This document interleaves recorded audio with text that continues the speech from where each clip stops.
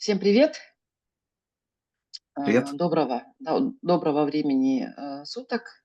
Сегодня у нас в гостях известный в республике общественник, волонтер Аил Джулурха. Спасибо тебе, Аил, за то, что ты согласился на интервью со мной. Вот. Ну, поскольку в последнее время вокруг тебя, в общем, не утихают споры, да, А, да, поэтому было бы очень интересно с тобой поговорить. Вот, мы поэтому решили, что, ну, пригласили тебя на интервью. Давай Я начнем, наверное, стараюсь быть открытым, да. Да, да. стараюсь быть открытым. Давай, наверное, с самого начала, да. Вот, наверное, не все знают. Я бы хотела, чтобы ты немножко рассказала о себе. Кто ты, где родился, где учился, ну и, в общем, Мгм. краткую такую биографию, справку биографическую. Ну, родился я в селе Амга Амгинского района. А, У меня отец журналист, а, мама медсестра в детском туберкулезном отделении. Всю жизнь проработала. Папа председатель шахматной федерации нашего района был долгое время. Ну, такой энтузиаст, шахматист. И вообще такой вообще же общественник, там, почетный гражданин. Вот. Я закончил Амгинскую среднюю школу, вначале восьмилетнюю школу, потом среднюю школу. Закончил Санкт-Петербургский университет экономики и финансов. А, До этого я учился совсем коротко в Якутском государственном университете математика. Вот. Санкт-Петербургский университет экономики и финансов — это по специальности финансы и кредит, и Дальневосточная академия госслужбы, государственное муниципальное управление. Вот это то, что касается образования. Начинал свою деятельность с электромонтера связи. Вот. Мгм. Работал в Минфине, работал в инвестиционной компании, работал ну, в общественных организациях, в частном предпринимательстве, в государственных органах, поработал даже в администрации президента, работал в Исмаильском районе первым заместителем главы района, в муниципалитете поработал при Сардане Владимировне Аксентьевой. Вот. Ну, где поработал, конечно. Ага. Мгм. У Э, меня вот такой вопрос. А почему ты решил сменить имя? Имя, ну, я вообще как бы интересовался, я часто слышал, что люди вот меняют национальное имя. Я как бы учился в Питере, в Хабаровске. Многие удивлялись, что у нас из Якутии очень многих русские имена. Вот, я был Иван Степанов. Многие задавали вопрос, как же так при таком при такой физиогномике лица, да, при такой расе человек и вдруг носит славянское имя. Ну, многие диссонанс. Я думал, ну какая разница, я же, ну, как бы всегда рос интернационалистом. Мне вообще без разницы, я в детстве говорил, что я даже мог на африканке жениться и считаю это вполне нормально. Вот, но все-таки прошло какое-то время, я начал, кровь стала во мне больше говорить о моей национальности, о моей принадлежности, не зная, не чувствуя с ней родства, очень сложно. И вообще до 11 класса я не говорил на родном языке, а, потому что, когда я пытался это делать, очень многие меня отдергивали, говорили, ты очень плохо говоришь, зачем позоришь наш язык. И это я как-то вообще закрылся и говорил только на русском. И только когда вот поступил в Питер, там были такие же ребята, которые плохо говорили на родном языке, но нам, чтобы как-то иногда поговорить между собой, мы говорили на своем ломаном родном, потихоньку-потихоньку я вернулся к тому, что потерял, и это было очень важное для меня решение, шаг. Потихоньку-потихоньку стал говорить. И, кстати, уже когда стал общественником, я очень стеснялся публично выступать на родном языке, потому что у меня очень сильный акцент был, я вообще как-то странно говорил, я все как собака понимал, говорить не мог, да. Вот, но потом такие, как вот Султан Имран, она мне такая говорила: ты не стесняйся, говори как можешь, люди вообще на самом деле будут радоваться, что ты говоришь на родном языке. А я хотел этого, конечно, я такой думаю, ладно, пусть хоть что говорят, мне там хоть там критикуют, я буду говорить на родном языке. И это мне давало какую-то силу, энергию. Я просто, я вот питался тем, что у меня, оказывается, родной язык такой. И я начал говорить. Я вначале с акцентом говорил очень сильно. Мне было очень стыдно, но я продолжал это делать. И Иван Иванович Шамаев тоже меня такой говорит: о, Иван сегодня выступал перед людьми на родном языке, такой молодец. И это как-то, я думаю, ну, я на правильном пути. Вот. А потом а, очень много говорил про изменение национального имени. Вот. И действительно, вот когда пришел к тому, что, оказывается, всего несколько столетий назад наш народ Саха принудили поменять имена. Вы знаете, что это был там, вообще, Исаак, там Пушнину брали, но если ты менял, значит, на имя на православное, там славянское имя, то, ну, то тебе уменьшали Исаака, и люди просто экономически вынуждены были поменять. Считаю, что это было такое насилие над народом. И сейчас, когда у нас есть полное право носить национальное имя, не платить за это налог, а если учесть, что в те года представители народа Саха платили ЕСАК и продолжали носить свое национальное имя, я просто горжусь этими своими предками, которые так делали. Конечно, были люди, которые жили очень далеко, и они даже не знали, что вот надо поменять имена, и им продолжали начислять огромный ИСАК. Но есть люди, которые сознательно это делали и сохраняли свои имена, национальные имена.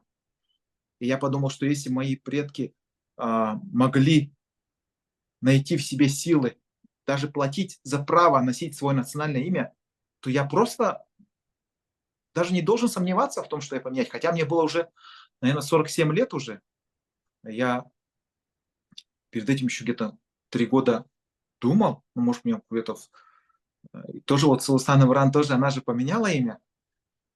И она очень... Человек такой, который вот, гордится своей национальностью, гордится своим именем. Я видел, какие хейты были в ее адрес, там, несправедливые, нечестные, потому что я же общался с ее окружением, с ее родными, с ее земляками.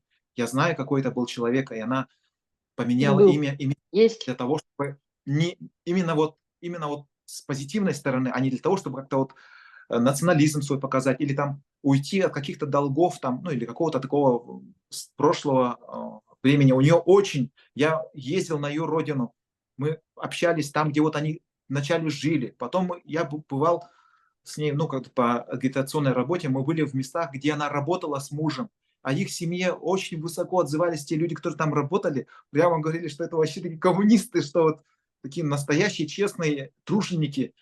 Я такой думаю, ну, конечно же, но потом понимал, что журналисты иногда используют свое право публично информацию подавать людям, они искажают, специально искажают, формируют мнение. Вот против Султана Имран прямо травля такая была. Но, тем не менее, я взял имя, я очень горжусь, что у меня есть такое Джулурха, это вот как бы, ну, Джулурьер это стремительный, а Джулурха это вот как стремление, там, направление такое вот. Этого мне в жизни тоже не хватало. Я очень такой человек разносторонний, там, иногда разрывался, иногда даже не доводил дело до конца. Ну, это, короче, тоже думал, что это мне внутренне как-то дисциплинировать. Хотя многие говорят, что если имя поменяешь, то у тебя там чуть ли там это что-то там поменяется. Нет, каким человек был, таким же остается. Вот. Но, тем не менее, здесь приятно Ну, называть свое имя, фамилию, потому что ты представитель своего народа. Ну, хорошо. Как ты пришел в волонтерское движение? ну, в каком-то классе мы пошли колоть дрова бабушки. Мгм. Вот. Потом и так далее, так далее. Начиналось, это называлось тимуровская работа. Затем, ну, если последние годы, ну, начиналось с того, что мы там убирали у нас была идея, да, спасти реку Лена против химзавода. Там же хотели построить Да? да, метаноловые и карбамидные заводы. Они, ну, представьте себе, это вот там 1 000 000 кубометров. Это на том берегу, да? Там... Да, возле Павловска Мгм. миллионы тонн прямо метанола, там 1,7 миллионов тонн только одного метанола. Это нужно было же его где-то хранить, и не сразу же их вывозят каждый день. Представляете, вот при наших технологических всяких проблемах, пожарах, там, да и террористическая опасность какая там, взрыв одного даже простого супертанкера, да, с метанолом, это сопоставим с взрывом водородной бомбы. Об этом написал Нобелевский лауреат, который вот про метанол написал. Я забыл, как его зовут, кстати, возможно, американец. Вот, и он это сказал, что это такой, вот, такая опасность. И потом я был одним из инициаторов создания именно научной конференции, когда вот собрали всех ученых, и они нам прямо очень сильно подсказали. Вообще мы стараемся все защищать вот так вот аргументами, фактами, там, конкретными Ну, то есть, действиями. ну, то есть ты хочешь сказать, что это была твоя такая душевный порыв, да, заняться помощью э, республике, людям, да? Ну, мы этим занимались, мы практически остановили перевозку радиоактивной руды через центральную Якутию. Мгм. Мы защищали, значит, Вилюй, когда вот река Вилюй только-только загрязнилась, Алроса когда загрязнила, да, запустила загрязнение, об этом вообще молчали. Республика говорила, там, министр охраны природы, все говорили, все нормально, все хорошо, успокаивали. А народ выходил на берег и говорил, вот нас, вот течет, это же вообще. И все говорят, все нормально, все хорошо. И вот с Султаной Маран, кстати, мы там были на встрече с Министерством охраны природы, Мгм. и там Султана так эмоционально тоже сказала, там вообще, а я вообще там себе позволил сказать, что вот я заметил просто, что министр охраны природы Сахмин Миланович, он, Афнасьев, он был руководителем исполкома Единой России и заодно был министром охраны природы. То есть, с одной стороны, он делал все, чтобы сохранить спокойную обстановку, как раз накануне выборов было. Вот выборы должны были быть, по-моему, то ли в Госдуму, то ли еще. Я уже забыл куда. Короче, с партиями там было связано что-то. И вот он, короче, толкал свою партию «Единая Россия» вперед. И при этом он же должен защищать еще и природу. Мгм. И он, соответственно, и я ему так говорю, прямо в сердцах там, говорю, ну, министр тогда, говорю, он и представляет партию «Единая Россия», и должен защищать природу.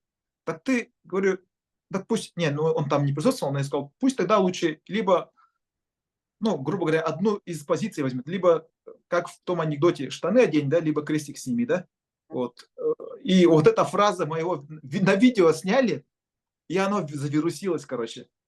Мгм. И после этого Тумусов выступил тоже разгромно в адрес Сахамина Милановича, что вот он бездействует. И после этого потихоньку, как бы мы прорвали вот эту блокаду вообще информации. Там вообще же никто об этом не говорил. Мгм. И потом началось, потом появились активисты, начали вообще сами поехали в Вилю, и там все анализы взяли. Там, короче, такая активность, я подумал, ладно, ну я думаю, свою роль сыграл, все, и там столько активистов было, ну, тем не менее, мы там Мгм. поддерживали, митинги проводили, там проводили. И вот противоборство по химическому заводу, там вообще, конечно, было такое жесткое. Правительство сразу, видимо, дало команду опять журналистам, и нас начали и Сулустан Умаран, и меня, и там, ну, как бы во всех митингах мы же были организаторами. Мгм. А, Мало, вообще, Сулустан Умаран такая, вообще очень героический человек, да. Я вначале на это не обращал внимания. Ну, мы работаем такие, да, тык-тык-тык. Потом проходит время, мы уже где-то, не знаю, там, может, 10, там, сколько-то акций провели уже, пикеты там, и везде же нужно писать заявление, кто там Мгм. проводит организатор. Самый большой митинг, когда вот провели мы на площади Орджоникидзе, там 6-7 тысяч собралось, представляешь, до этого не правительство собрало, а вот обычные люди. Нам палки в колеса ставили. Вместо того, чтобы... Ну, я попросил просто, дайте нам, пожалуйста, сцену. Мгм. Город проводил как раз какое-то мероприятие, День города, по-моему, или что-то такое. И сцена стояла готовая, уже накрытая, пожалуйста, на ней микрофон поставь и этот. Нет, запретили. Потом сказали, оборудование не давать. Там как раз эти звуковые компании в городе, им всем Мгм. пришла указка сверху, чтобы не давать. Мы собрали оборудование, вот у этого музыканта попросили, у этого, с этого пригорода, с этого города, с этого наслега, со всех улусов принесли оборудование, колонки. Там не хуже, чем вот эти, которые концерты проводят. Там прямо такая мощь. Сцену поставили выше, здоровее, чем та, сами из деревяшек сделали.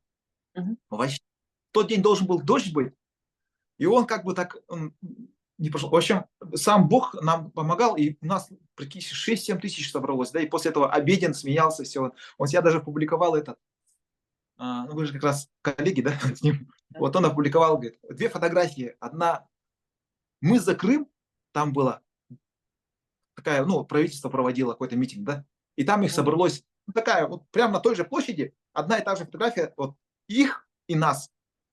Их там маленькая кучка, и такая надпись, 2000 собралось. И наша большая такая площадь, вся черная, такая от людей полностью. Мгм. Мгм. И там тоже 2000, официально же они занижают всегда. Ну, И у нас, и он говорит, вот 2 правды, типа, которые Аил, тогда Иван Степанов он был, ага. Он говорит, вот который Иван Степанов провел, да, и который провели Единая Россия, да, за Крым. И там мгм. 2000, здесь 2000. Почувствуйте разницу, типа. Вот. Кстати, про И, Крым. Кстати, про Крым. Э, да, Вопрос, да, который я не могу не задать, чей он, на твой взгляд? я считаю, что он все-таки украинский. Но я сразу скажу, что я не всегда так считал, потому что первое А что время я заставило поменять тебя свое мнение? первый раз, короче, А ты 2 раза менял. нет, Туда-обратно или как? нет, нет, нет, нет, конечно, нет, нет, нет, я вообще вот это событие, когда война началась, да, я вначале, когда вот по телевидению часто говорили, вот Украина там это сделала, то сделала, и вот чувствую, вот все период, да, весь период только про Украину плохое говорят. И Мгм. я писал в своих этих выступлениях, говорил все. Вы заметили, говорю, очень часто стали уделять много внимания разжиганию ненависти против украинцев. Это вообще прямо война какая-то. Я говорю, это надо прекратить. Зачем вот это делать, да? Вот, как бы на это я обращал внимание, об этом говорил открыто. Это когда Вот. было? Это, не знаю, в 2014-2015 году, наверное, ага. Мгм. Потому что мне это не нравилось. Мы же братский народ. Зачем посвящать столько времени центральное телевидение? Вот именно вот там Украина то сделала, Украина все сделала. Вот националисты там, ну, ну я глубоко об этом не думал, но мне это не нравилось. Я об этом открыто говорил. Потом, когда уже началась война, знаете, вот мне такое как-то вот, я понимаю, что что-то неправильное происходит, но у меня тут всяких проблем своих хватало, да, по экологии вопрос, там, то все. Потом пандемия началась, мы там помогали инвалидам, тоже вот, ну, я сам за рулем ездил и развозил там эти продукты, да.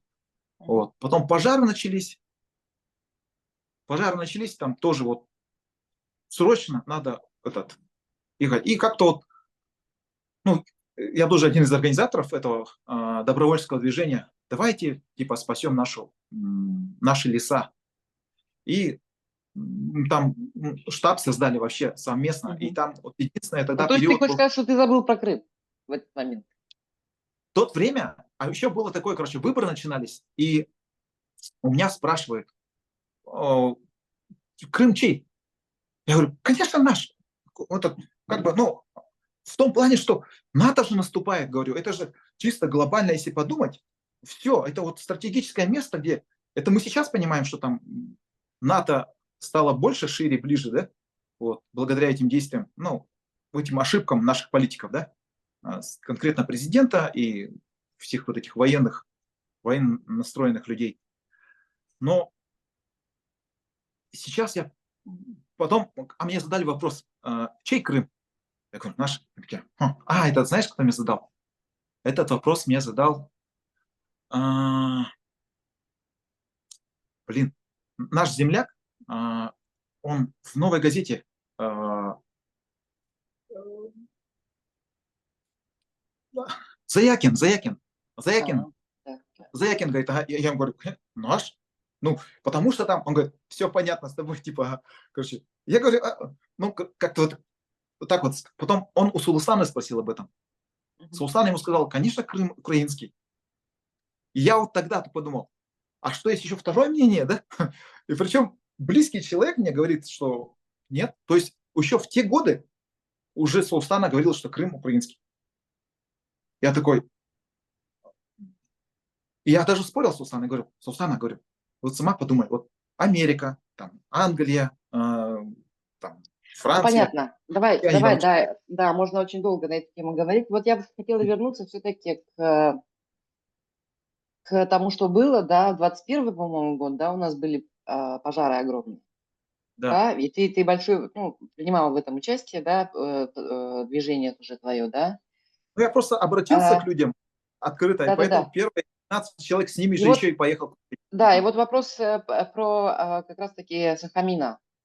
Он же тогда был природоохранным министром, да, по-моему, Мгм. природоохраны. Наверное, я уже не Кто-нибудь, помню. да-да-да, кто-нибудь понес наказание вообще за то, что произошло? Нет, нет, нет, конечно, Никто не понес. но там же, Вообще, что, знаете, почему горели леса в республике? Какая ну, причина была? самая главная причина – это засушливое лето. Вот, ну, Мгм. объективно смотреть, потому что я считаю, что были какие-то недоработки, было недостаточное финансирование со стороны государственной линии, да, то есть и с Москвы, и у нас, ну, то есть отсутствие денег, короче, тупо. И плюс ко всему еще и штатов меньше было, чем если в советское время там было, там, не знаю, их там тысячами, да, Почему то заранее об этом не думали? но вот их же всех сокращали и сокращали. Лесников сокращали, лесоохрану сокращали, десантников сокращали в несколько раз, там, Почему глава об десятка. этом не думал заранее?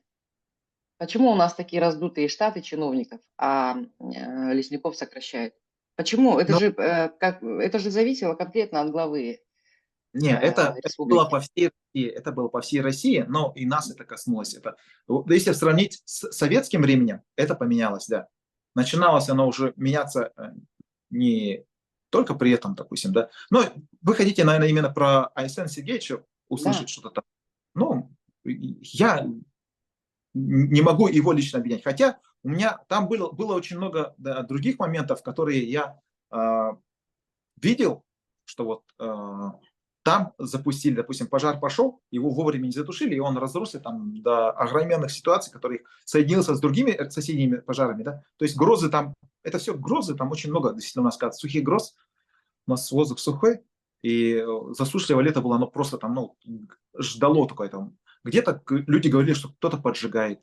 Были реально доказанные случаи, которые вот где-то были причины, человек там на покосе там бензопилой там что-то там делал. Очень много пожаров у нас вообще проходит. Вы знаете, почему вот на Дальнем Востоке, в Якутии, от дороги чаще пожаров начинаются, чем в Центральной Якутии? Нет. Ну, не знаете, потому что у нас очень много праворульных машин, японских Мгм. машин, и водитель же с этой стороны, он сигареты вот так вот Ну, кидывает, ну, грубо говоря. Вот. Ладно, вот это прошли, но у меня тогда был выбор. Я же всегда критиковал, я просто на каждых выборах выходил и Единую Россию как мог. А тут Единую пожар, Россию, Единую Россию, но не самого правительство. Айсена, Не, я всех да? мочил, конечно. Да. Но потом подумал, сейчас пожар. Вот мой лес сейчас сгорит. И сейчас я буду этим некоторым товарищам писать о том, что они вот, ну, грубо говоря, не ловят мышей, да, не справляются со своими должностными обязанностями, то они обязательно потратят какое-то свое время, время своих чиновников, подчиненных, нужных людей на то, чтобы подготовить ответ о том, что это не так. То есть они будут сидеть, ломать голову себе, там, говорить, чтобы мне этому там, общественнику ответить, чтобы он там, чтобы люди не подумали, что он прав. Мгм. А вопрос не решится, потому что я с этими проблемами боролся просто, ну, я же уже прошел как бы огромный путь там. Ну, я не буду рассказывать все, э, что мне пришлось пережить, да, вот. Но тем не менее, я понял, что это не тот путь, когда я думаю, сейчас мой лес сгорит, там дым уже, все уже был. И я думаю, давай сейчас лучше сделаем так. Надо потом разобраться уже с этим, да? А сейчас надо помочь им. Помочь им. Мгм. И я просто вот Я вот обратился хотела к людям. просто... Мгм. Мгм. И вот такой путь выбрал. И после этого вот, как бы вот следующая работа, допустим, в штабе СВО из такого же разряда. Мгм. Но, Подожди, мы к штабу СВО еще вернемся. ага, Я хотела, значит, включить одно видео. мгм. Ты видишь, да, мой экран? Да, вижу экран. Да, там видишь. Вот оно.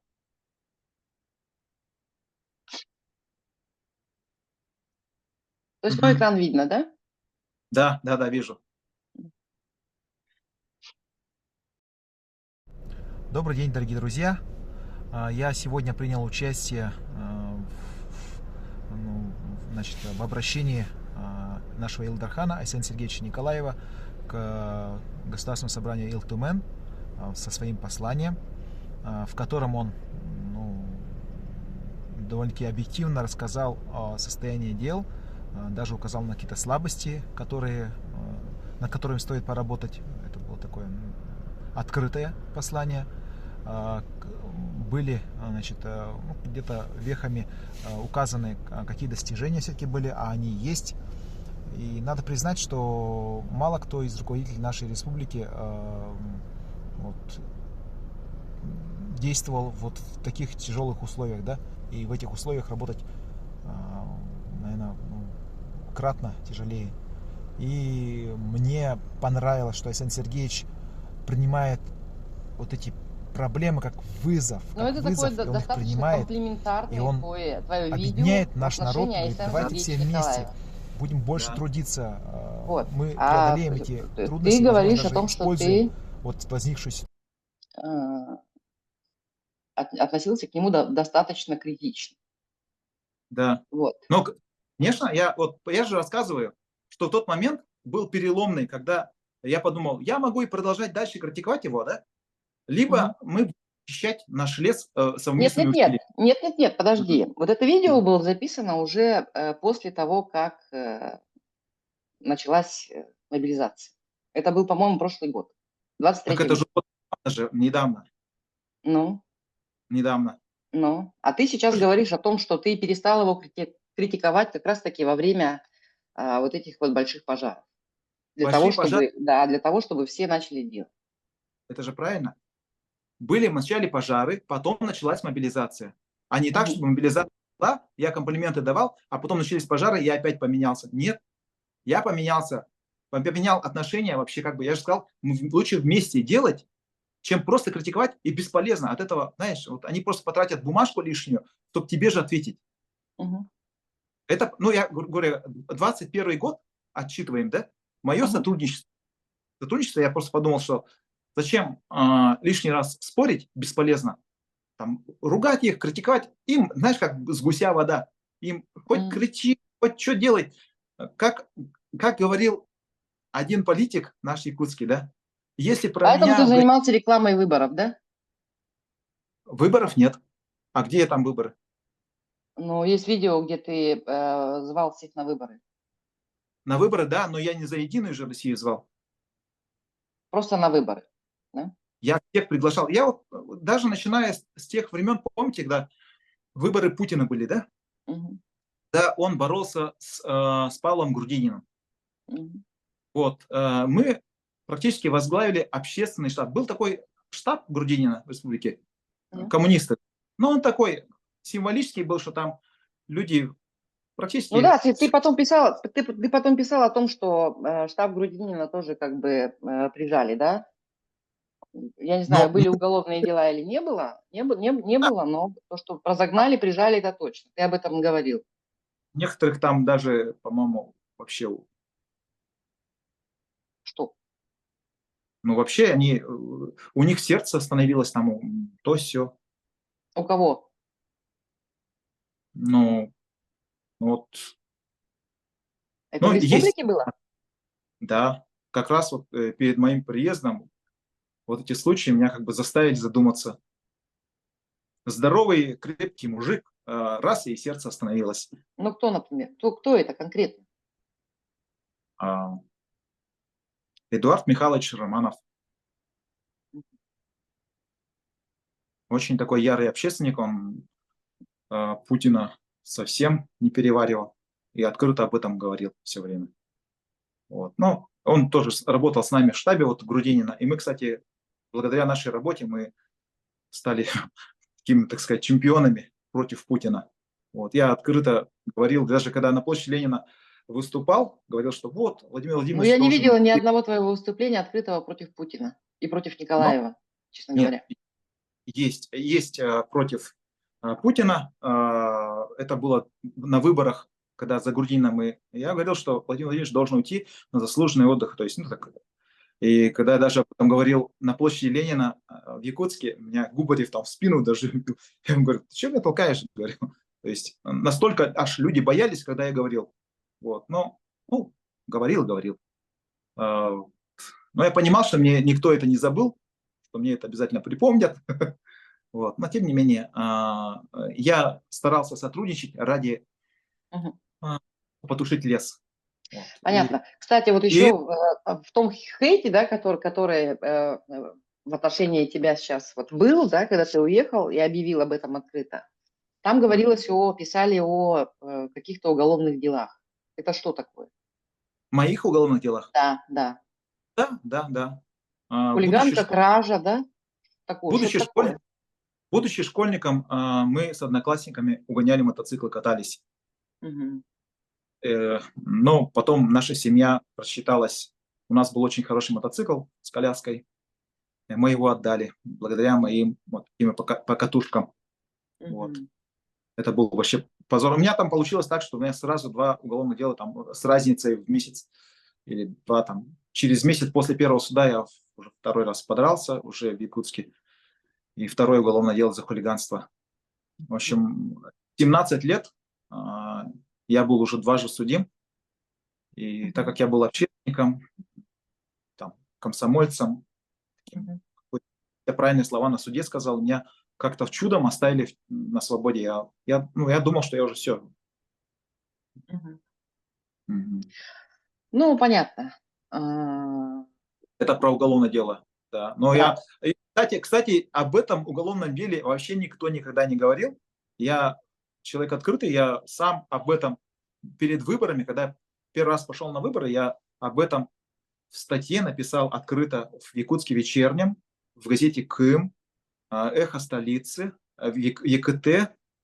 То есть первый раз эту информацию я сам озвучил.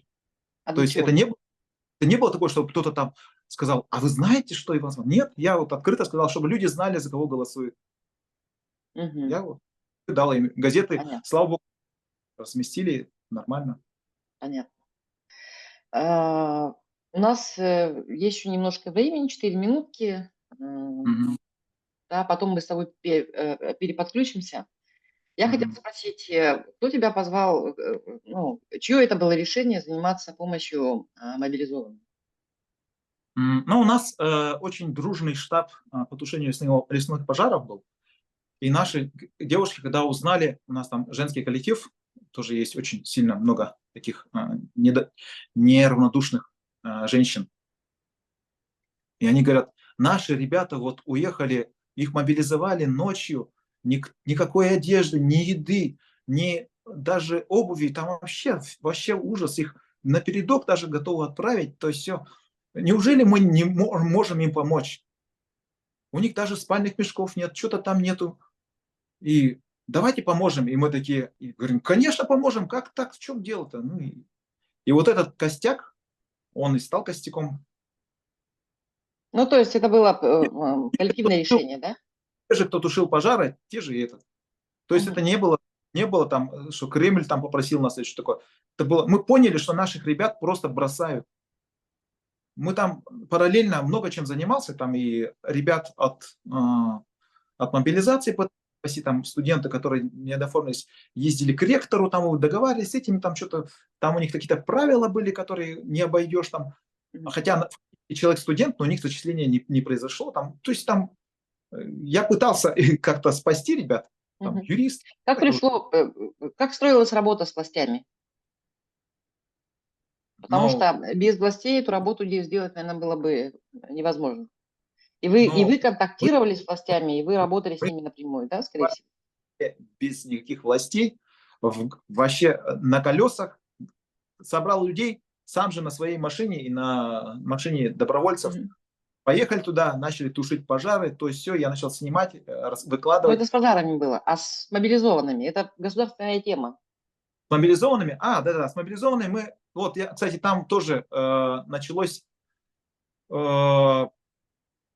вообще тоже,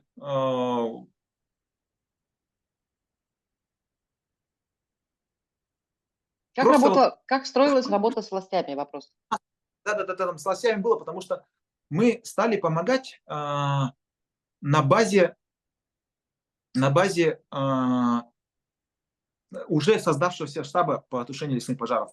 У нас был, вместе с нами работали ребята, которые при власти были, да, у них были помещения. Конечно же, мы, я вот точно не помню, но мы начали вот сразу на Орджоникидзе 10, это же помещение, которое принадлежит там около через Министерство молодежи. Поэтому мы вот решили вот так вот сделать, и как бы нам никто сильно не запрещал вначале, да, это делать. А потом уже Ну, вас, обратились. наверное, сразу поддержали. Нет, там не было такого, чтобы сразу поддержали, а нас никто не знал, не слышал. Потихоньку они начали, потом услышали про нас. Это же не было такого, чтобы мы позвонили, а можно мы соберем людям? Нет, мы никого не спрашивали, мы стали собирать просто. Мгм. И потом смотрю, как-то это, нас пришли, там, телевидение светило, там, что-то еще. И, ну, слава богу, у нас у всех хватало ума не говорить там что-то такое, призывов не было у нас там, или там давайте там что-то победим. Нет, у нас до конца вот эта линия держалась, что мы просто помогаем нашим ребятам, нашим братьям, сыновьям, отцам, друзьям. Хорошо. Сейчас подробнее поговорим. Отключимся, да, ненадолго, буквально там на пару минут, и снова подключимся. Хорошо? Я останавливаю запись. Включаю запись. Сейчас выключу WhatsApp. В общем, значит, по работе с мобилизованными. Мгм. По работе с мобилизованными. В том видео, которое ты записывала после отъезда, да, ты говорила о том, что вот сколько-то тысяч было спущено властям мобилизовать из республики. Вообще данные у тебя есть о том, сколько было мобилизовано, я не знаю, там сколько раненых, сколько без вести пропавших, сколько погибших? Нет, такой информации у меня нет, к сожалению. Нету, да? Угу. Внутри, я знаю, что начально озвученная сумма, ну, как общая сумма людей, под которых должны были мобилизовать по указу президента, да, это было 3500, по-моему.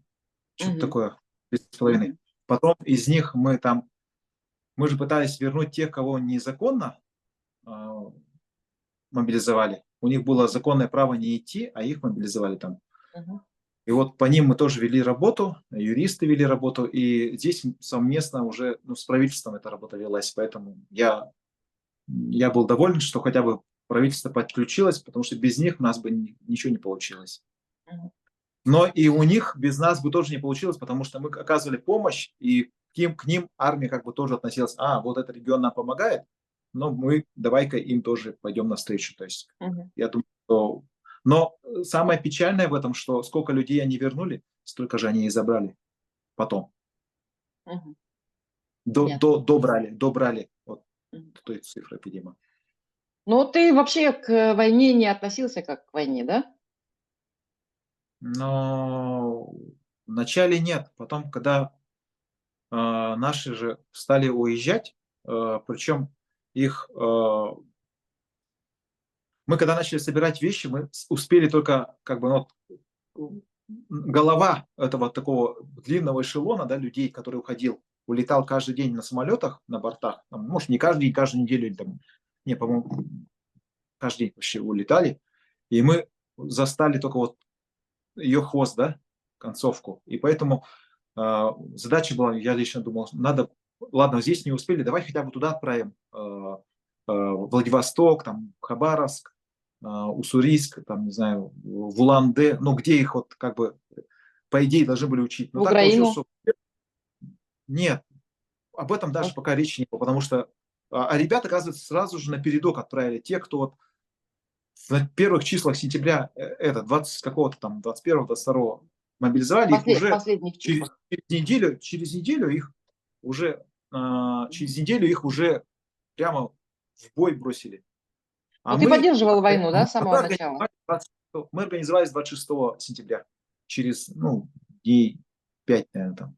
Мгм. Но Ты когда уже поддерживал информация... войну? Нет, какая поддержка войны? Ты не Ребят, поддерживал войну? зачем? Нет, конечно. Какой нормальный, здравый человек вообще будет войну поддерживать? А когда твоих земляков Подожди, я могу... просто ночью мобилизуют, не ага. ставя даже, не спрашивая, хочешь ты этого или нет. Просто вот пришла как информация. Я хочу показать тебе, значит... О, нет, нет, нет, не здесь. Извините. Мгм. Мгм. Сейчас я тебе покажу Мгм. одну статью. Мгм. Сейчас включу демонстрацию. Мгм. Видишь, да? Восток, открывай возможности. Аил Джурха. Да, стоит. Вот, да? Мгм. Поздравил Героя России с получением заслуженной награды. Мгм. Настоящий мужчина, достойный сын своего народа. Мгм. Высшая государственная награда, Герой Советского Союза. Мгм. Рад, что сегодня в непростые для России дни по достоинству оценили подвиг Александра Колеса. Мгм. Вот. Я хотела тебя спросить, это же вот такая штука, да, когда ты говоришь о том, что то, что делает Россия в Украине, это, в общем-то, такое а, правильное дело, и все наши молодцы и герои. А сейчас ты Но говоришь о том, что ты не поддерживала войну. нет, Раиса, вот вы можете просмотреть все публикации, все мои интервью, их брали каждую неделю, да? Ни разу я не говорил там за победу или там за то, чтобы там денационализировать, милитаризировать там. То есть таких вообще не было. Здесь было, нас пригласили на награждение героя. В это время как раз там, я как раз ссылку сделал, что в это же время как раз решился вопрос там, по геройству нашего земляка, который в Великую Отечественную войну стал героем. Да? Вы почитайте, там же написано. Степановский, да. Да, вот. И, они говорят, что-нибудь скажи. Я скажу, вы же знаете мою позицию, я все равно не буду говорить, что они молодцы, да?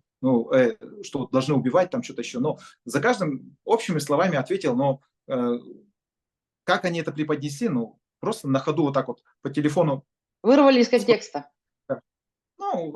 Нет, в любом случае, да, я, общие слова, понятно, что за каждым, наверное, я даже не знал, что он сделал, да, там вопросы, кстати, по нему, кажется, потом возникли, насколько это героически было или не героически, да, и я вот со служивцами его, как бы, общался, да, Ну, это через, понятно, это купленное вообще не знаю насчет его купленности, но геройство, все его... ребята как-то вот. А ты работал с Бахилиной? Бахилина. Мамочка Что-то знакомое. СВО. Что-то знакомое. Как зовут? Марина. Типа, которая там, вы там на точке работала? Да, Нет, я с да. ним лично не общался. Но ты же возил сам, да? Куда ты ездил? Да, я Отвозил? ездил во Владивосток. Во Владивосток ты ездил? Да, ребятам отвозил. То есть в саму Украину ты не ездил? Нет. А вы думаете, что я на Украину ездил? Да, ну вот было бы интересно, да, узнать. Не ездил, да, точно? Нет, я во Владивосток вот ездил, ребята, и там мне, кстати, приписывали, что я говорил там, вот, ребята, сражайтесь. Такого не говорил. Там у меня даже видео есть, где я там что говорил. Вот на моей страничке можете посмотреть. Я там сказал, что чтобы они вернулись живыми и здоровыми. Вот это Да? мое пожелание такое, да, Ага.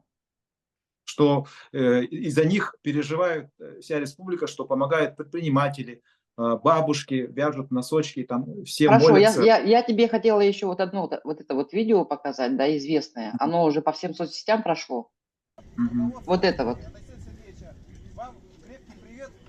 Это во Владивостоке было? Да. Это Владивосток. Это Владивосток, да? Да. Вот сейчас будет кадр такой, да? Ну давайте, для нашей республики Уруй! Уруй Айхал. Кого ты славил? Скажи. Но вообще ставится такой вопрос, да? У нас, когда ребята приходят за обмундированием, ребята приходят, некоторые ищут, говорят, мы хотим мобилизоваться, да? Я хочу, где тут можно записаться добровольцем? Я их просто беру, отвожу в сторону и рассказываю правду, да? Как это происходит. А когда ко мне приходит человек уже с подписанным приказом, договором или контрактом, да, я ему не могу сказать, парень, что ты делаешь, да? То есть человек, я хочу, чтобы он вернулся живым. Это моя задача. Если я его морально не поддержу, шансов вернуться у него не будет. Он, все, уже Ну, он очень жертва. странная логика.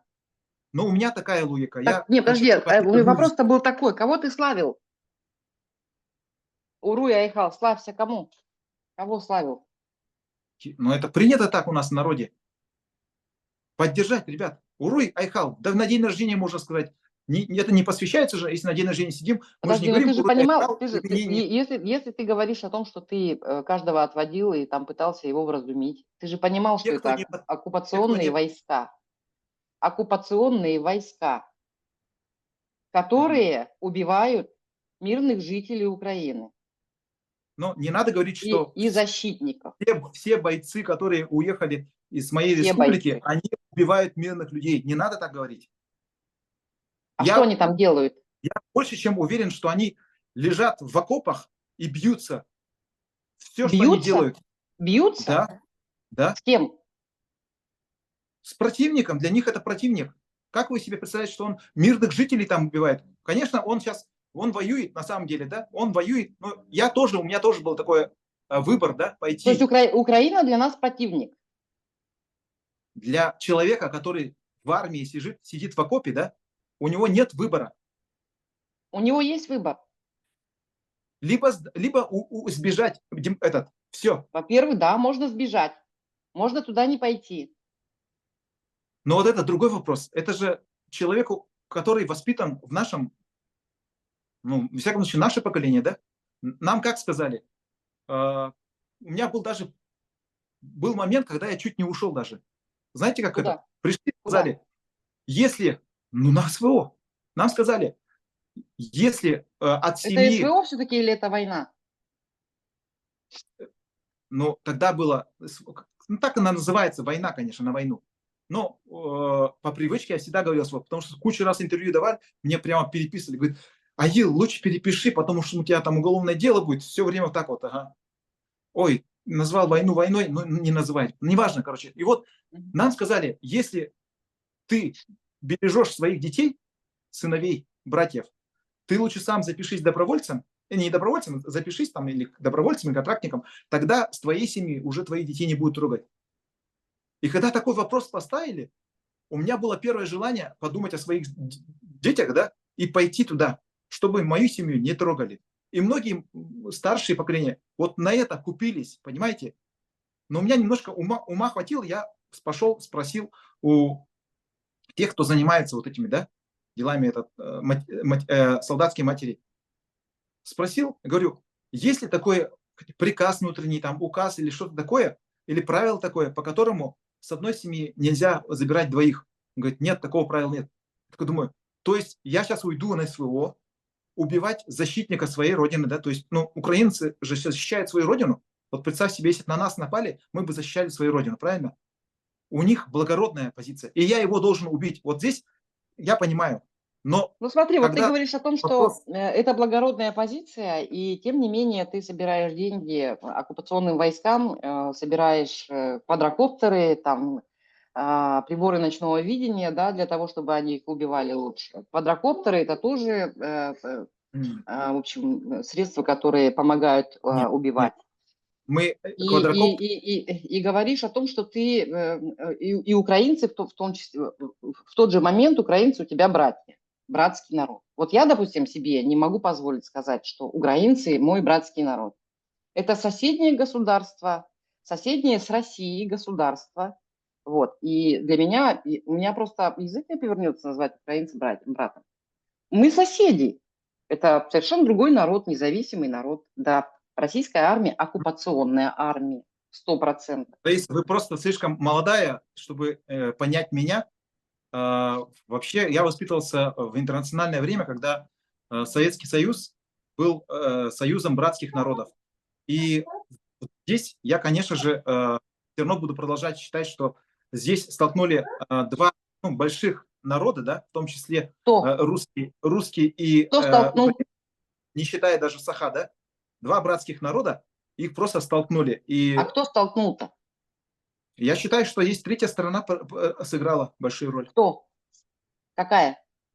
Но я думаю, что здесь приняли активное участие и экономическая система.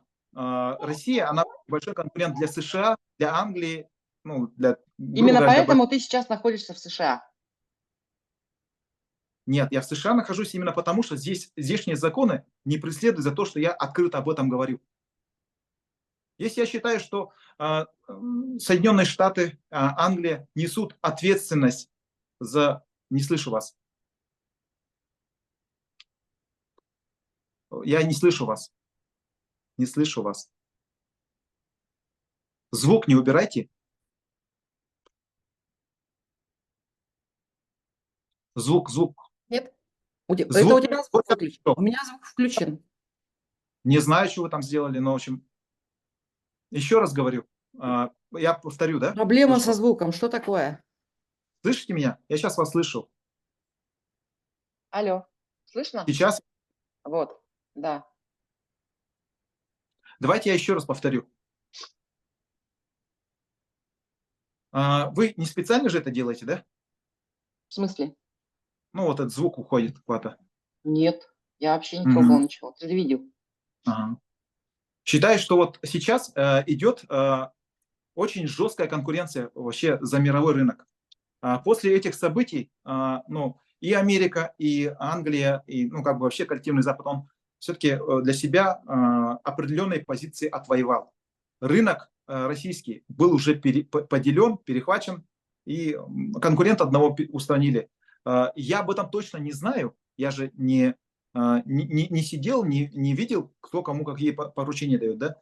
Но понятно, что между российским и украинским народами не было такой прямо ненависти, из-за которой, Кто начал войну? должна была бы война наступить. Поэтому я думаю, что это было все равно инициировано третьей стороной, которая от этого выиграла. Но сейчас это не важно, кто инициировал, да? Важно, что сейчас это нужно остановить.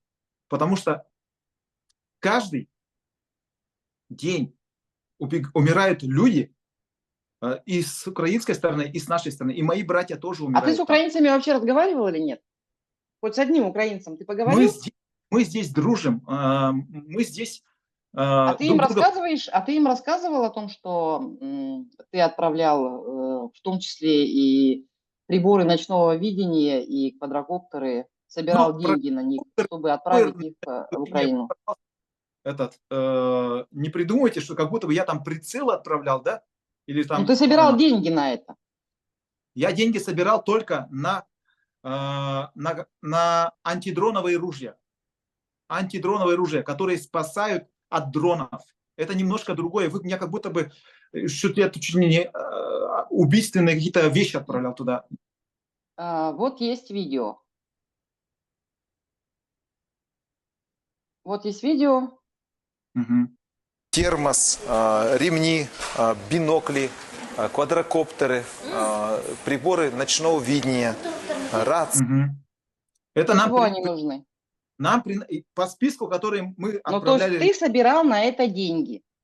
я деньги не собирал. Я собирал деньги конкретно на антидроновое ружье. Но ты говорил о том, что вам необходимо, да? Вам да, необходимо. да, я считаю, что Зачем? приборы ночного видения нужны были, чтобы спасти жизни нашим ребятам. Каким образом они будут спасать жизни ребятам нашим? Потому что поступили сведения о том, что ребята очень много стало погибать ночью. Они говорят, мы в темноте... Они что, ими укрываться будут? Нет, они говорят, мы в темноте сидим и слышим, что... Ну, точнее, не слышим даже, кто там идет. Потом раз, приходит, и наши просто... А у тех, у противников есть, значит, приборы ночного видения. И наших ребят просто расстреливают вот так вот. И они говорят, мы начали вешать банки, лески на деревьях, чтобы хотя бы слышать, что противники говорят. Так Ну, вообще так мы закупали бы им банки и лески. Зачем вы им закупали приборы ночного видения? чтобы Это конкретно, они, я считаю, для чтобы того, они чтобы убивать ночью. чтобы они не подпускали тех, кто хочет их убить. Что они будут этими приборами ночного видения в них кидаться? Нет, они же увидят, что кто-то идет, и начнут стрелять, те тогда убегут. Надо спасать жизни ребят. И вот этот монокуляр, этот бинокль, он как его может спасти? Это же не прицел, мы же не прицелы собирали, в котором можно убить человека.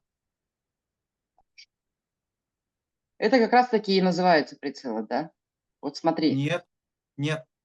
Прицелы, это которые вот такой вот специальный... Приборы такой... ночного видения, они как раз таки и нужны для того, чтобы видеть, в кого ты стреляешь ночью. Кого ты увидишь? Там только силуэт. Если их атакуют, они как-то должны защищаться. Я спасал жизни своих ребят. Но, правда, мы отправили всего один этот монокуляр за все это время. Только один монокуляр. Вот смотри, ты записал обращение к Шойгу, да? Почему?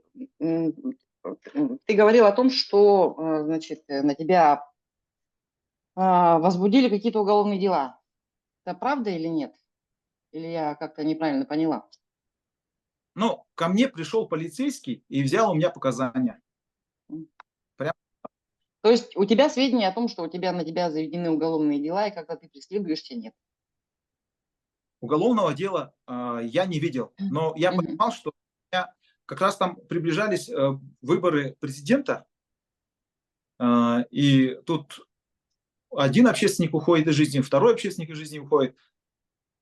Но я думаю, что сейчас, когда полицейского ко мне направили, чтобы взять показания по поводу моей петиции, да, и потом на меня же все-таки как бы вызывали в правительство, да, говорили, прекрати собирать. Я говорю, как? Мы же должны спасать наших ребят. Они говорят, ну, это неправильно, это нужно прекратить. Сделать так, чтобы... Ну ладно, собирай, говорит, но... вначале, говорит, не собирай, но я все равно продолжу собирать. Потом мне сказали, ладно, ты собираешь. Это имеется в виду подписи, да? А сколько всего было собрано под подписи? Да, подписи собираешь, ты не отправляй их. Ну, я где-то собрал 13,5 тысяч. Интересно, собирай, но не отправляй. Но, а я говорю, как? Нет, но мы все равно отправили. Хорошо. Отправили. Вот, и поэтому вот в этой петиции в твоей было написано, что арктические рубежи остаются... Ну, я сейчас не буду ее открывать, да? Ее можно найти, эту петицию, в интернете. Арктические рубежи, значит, остаются, границы российские остаются под угрозой. Вот, написано так. Угроза от кого? От Соединенных Штатов Америки. У нас единственная граница с США. От них угроза. На самом деле, да, вообще, вот, если демографически смотреть, рядом с нами 3 как минимум мощных экономических центра, да. Это Соединенные Штаты Америки, это Япония, это Китай. Ты конкретно писал об арктических рубежах. Ну, письмо мы коллективно писали, но в том числе и арктические, видим. Но надо было именно Дальний Восток захватить, потому что я не только говорил за тех, кто из Якутии, а говорил за весь Дальний Восток. Приморский край, Хабаровский край там. То есть ты предполагал, что Соединенные Штаты Америки в случае ослабления России могут напасть на Россию, ну, конкретно на дальневосточные. Я пишу министру обороны, который не будет меня слушать о том, что мы такой маленький народ, что, хотя мы об этом тоже написали, что мы очень много потеряли и Великую Отечественную войну. Об этом, конечно же, написали, но что какой-то еще дополнительный аргумент, мы написали, что и демография. Мы еще написали, что вот и границы, что мы здесь больше пригодимся здесь на зиму. То есть всеми какими-то хотя бы правдами, которые бы сработало, вернуть ребят мобилизованных, спасти их жизни. Мы все это делали, но понимали, что в какой стране и кому мы пишем. Нам Понятно. хотелось, чтобы документом было, чтобы приняли решение, чтобы вернуть наших ребят. Хорошо. Потом ты записал обращение к волонтерам Украины и России. Было такое, да? Да. Да. Я вот хотела его, я там выделила какие-то моменты, хотела его, значит, посмотреть. Сейчас откроется у меня. Угу.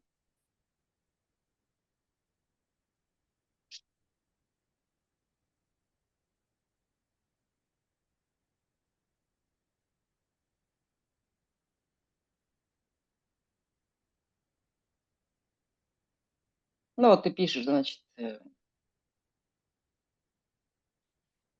это понятно.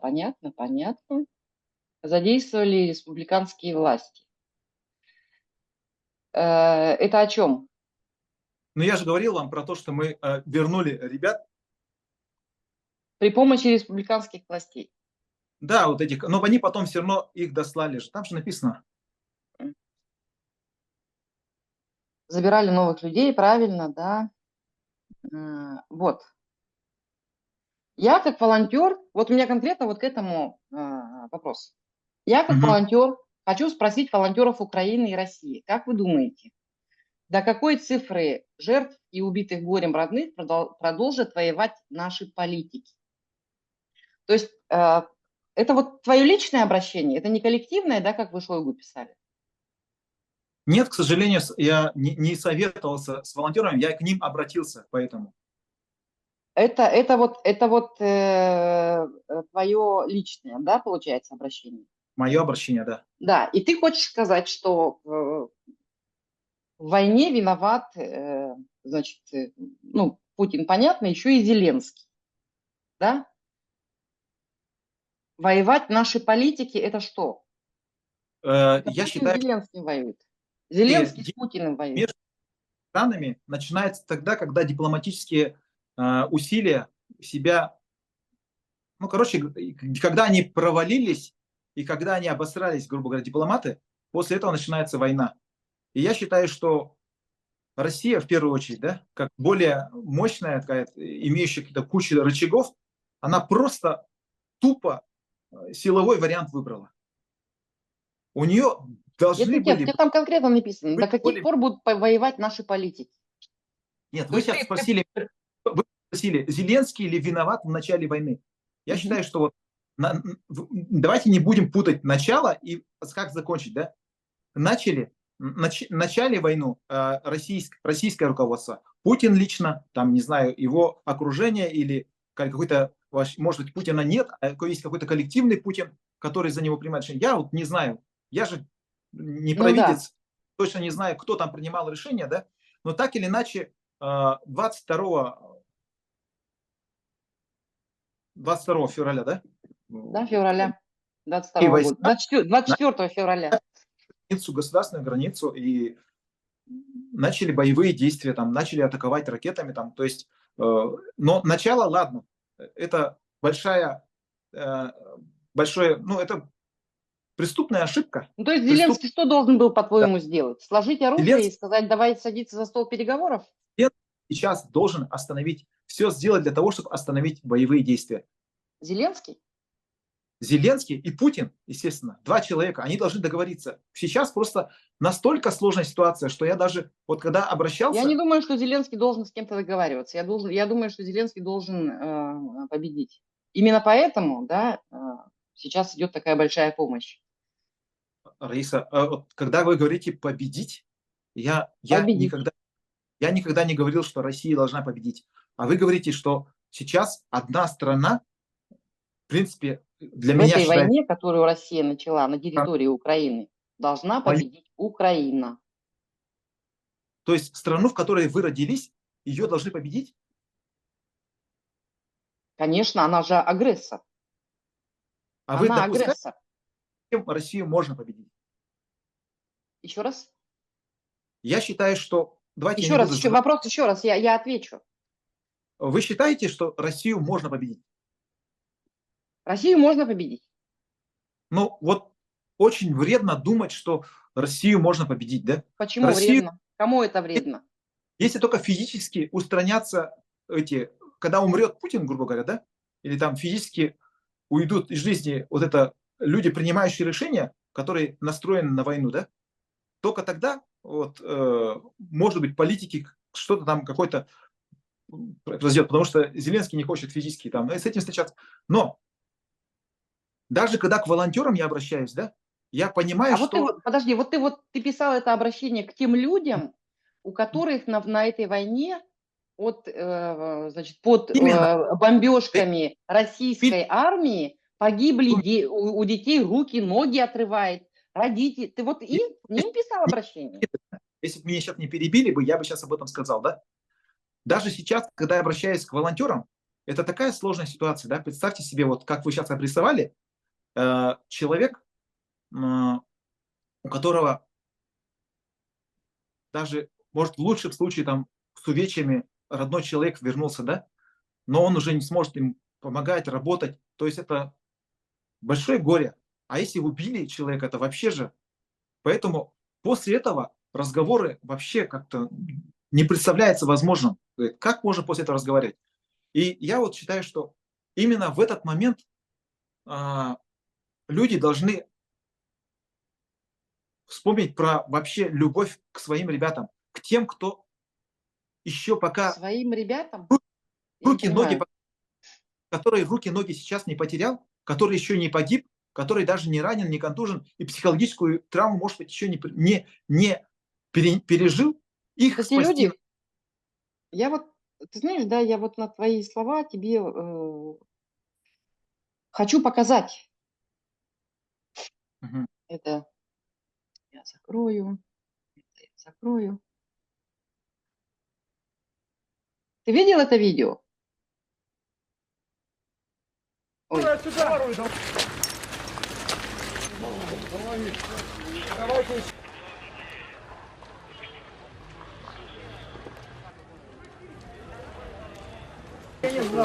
вы Это ходили? результаты бомбежки нашими российскими. Куда? Ох, вывели куда-то. Все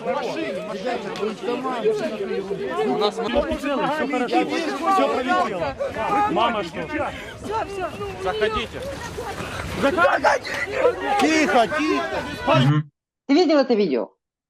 Да, и вы, И вот, наверное, одни... подожди, и вот ты к ним обращаешь, к этим людям, которые умирают, страдают, у вы которых из дети тех гибнут и родители. людей, которые уже распрощались с попыткой остановить военные действия. Вы считаете, что если если у меня близкого ранили, Нет, ты не ответил. Ты вот к ним обращаешься, к этим людям.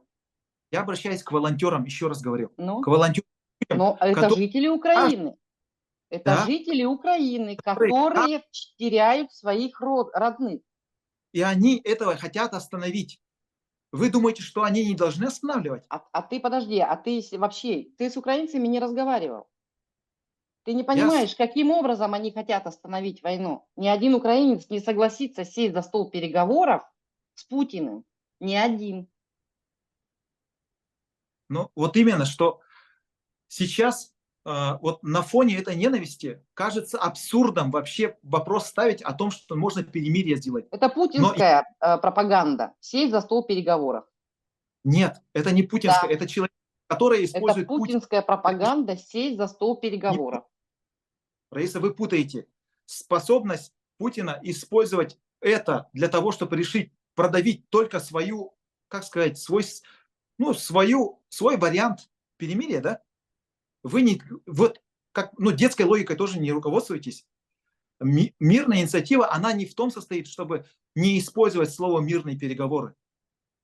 А в чем? Нам нужно остановить войну. Вы сейчас показали мне мирного жителя, раненого, да? Ну, во всяком случае, видео так показано. Это женщина беременная, которая умерла вместе со своим ребенком. Под бомбежками тех людей, которых вы называете наши парни. Тем более, если это не остановить, вы думаете, такого не повторится? Это нужно остановить. Это вообще сумасшествие какое-то. Убивает людей. А ты же помогал оккупационным войскам. Для чего? Для чего нужны им трусы, носки, извини меня, и квадрокоптеры? Но не для того, чтобы что? этими носками, этим квадрокоптером маленьким, который мы отправили, да, чтобы они их беременную там убили. Не для этого. А для чего? Для чего? Для того, чтобы они продолжали войну. Для того, чтобы они не заболели, чтобы у них были лекарства. Чтобы они здоровые шли убивать украинцев.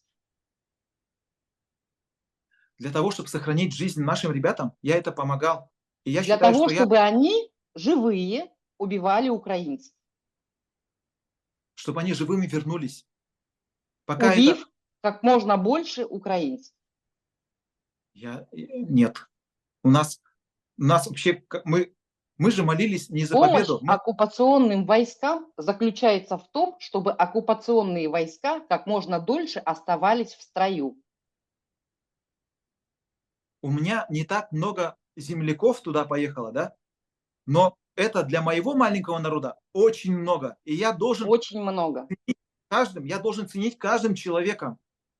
И вы сейчас не хотите... Ты выбрал неправильную политику. Вы выбрал не хотите... неправильную политику. Вот, Раиса, почему вы перебиваете? Вы не хотите слушать что-то про мирные переговоры? Вот, конечно, опять начинается. Не надо отключать.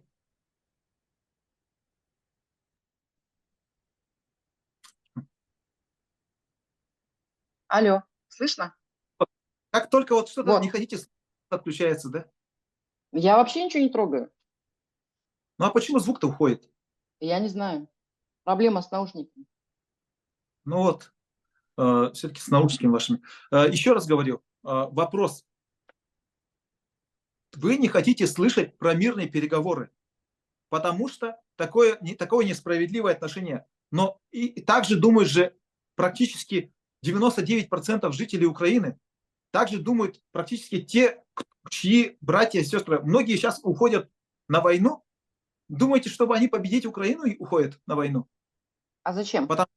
Потому что отомстить за убитого брата, сына, отца. Вот такая вот эта кровь, она будет новых вовлекать. А те все равно умрут. Я тебе говорила до этого, что ты выбрал неправильную политику. Им нужно было не помогать, а нужно было призывать не ходить на эту войну. То, чем занимаются антивоенные активисты уже больше 2 лет. Не ходите на войну. А ты помогал оккупационным войскам в этой войне. Моим землякам, которые уже там оказались. Я же не призывал, я же не приводил их за руку туда, где их принимают.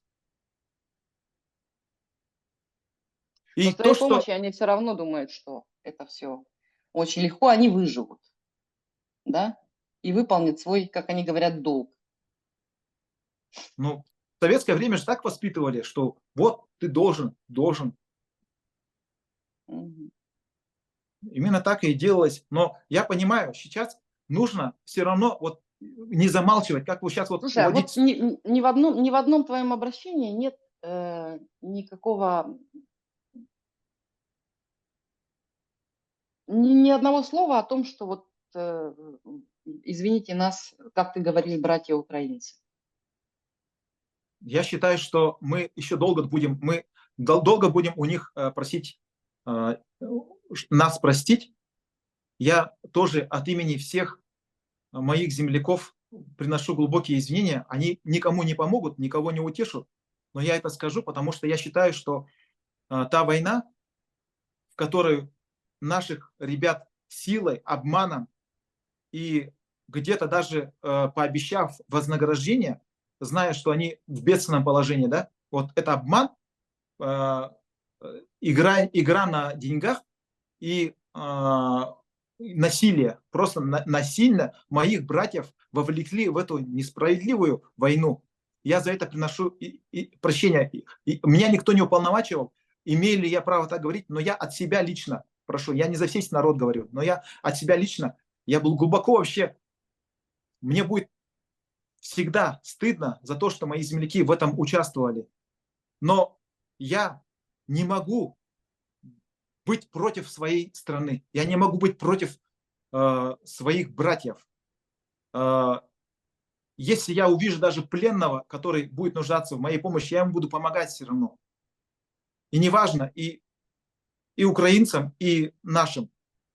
Но все равно у меня есть такое чувство Родины. Я все равно россиянин.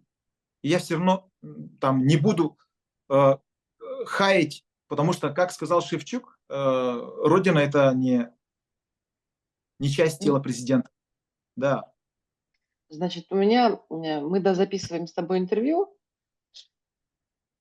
и у меня, значит, вопрос по деньгам. Как вообще ты зарабатывал на жизнь, когда был волонтером? Когда был... То есть ты же только этим занимался или где-то работал еще? Я работал еще. Меня вначале как бы уволили, потом восстановили на прежней работе. Я был советником генерального директора Якутия-Ресурсе, где после пожаров я же там пожарами занимался и добровольцами. То есть ты все это время ты работал? До отъезда? Не все время. Первое время не работал. Первое время только этим занимался, естественно. Я ставил вопросы, говорил, что работа волонтеров должна поддерживаться, тем более, если это нужно там республике, стране там. Они сказали, в администрации президента мне сказали, вы же волонтер. Правильно, вы же волонтер. Волонтеры... Нет, понятно, но просто когда человек, волонтер, это когда вот пришел раз в неделю, да, или там одну неделю там отработал, максимум 1 месяц, да, когда там уже шел уже 3-й месяц, и я говорил, То есть ты деньги получал из администрации правительства? Нет, я просто 1 раз поднял вопрос, они мне сказали, ты же волонтер. Я говорю, ладно, волонтер так волонтер. Обратился к прежнему работодателю, обратился к зампредседателя правительства, к Садовникову. Садовник как раз курирует мою организацию, в которой я... В общем, вопрос там долго там как-то в общем, зарплату мне восстановили, и я... То есть ты хочешь сказать, что волонтерское движение курируется правительством? Курируется, но мы работали, я был членом республиканского штаба по снабжению. Меня туда приглашали, я там, ставил вопросы, да, курировался, да, наверное, как-то странно было бы, если бы не курировалось. Наверное, там за нами следили все органы, правоохранительные органы, там, силовые органы. Я думаю, что мы были под полным наблюдением. Я уверен в этом. Наблюдение и наблюдать и курировать – это разные Но вещи. мне указания никто не давал, и эта организация создавалась Но ты же говоришь, курировалась. только для того, что... Как она могла курироваться без указаний? Но вы Что это слово... значит курировалась? Вы это слово потребили, но мы с ними Нет, ты сказал, вопрос ставили по они транспортировке. курировали мою организацию, нашу организацию. Я в слово, значит, когда вы сказали курирование, я почему согласился, потому что думаю, что по транспортировке мы бы вопрос не решили. Нам самолеты летали от правительства, значит, возили наши эти спальные мешки, там прямо кубы шли. Машины уезжали с нашими свечами, они очень тяжелые, да, но это все тоже курировалось правительством.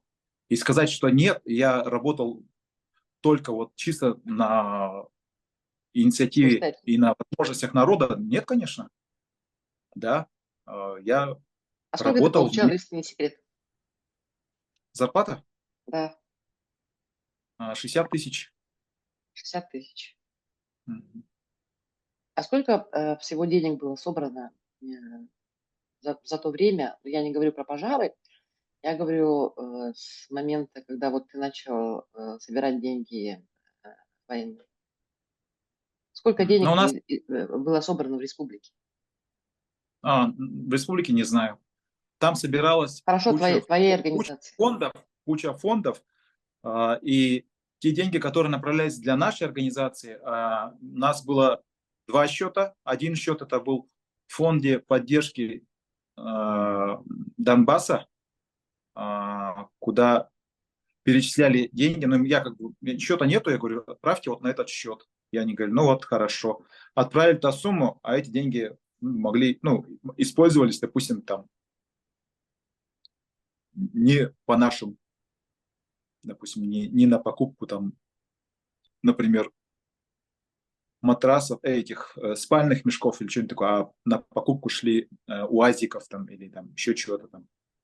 То есть, в общей сложности где-то около 3 миллионов мы считали, там где-то собрали, и деньги поступали, но часть мы покупали оборудование, вышивальную машинку, швейные машинки покупали,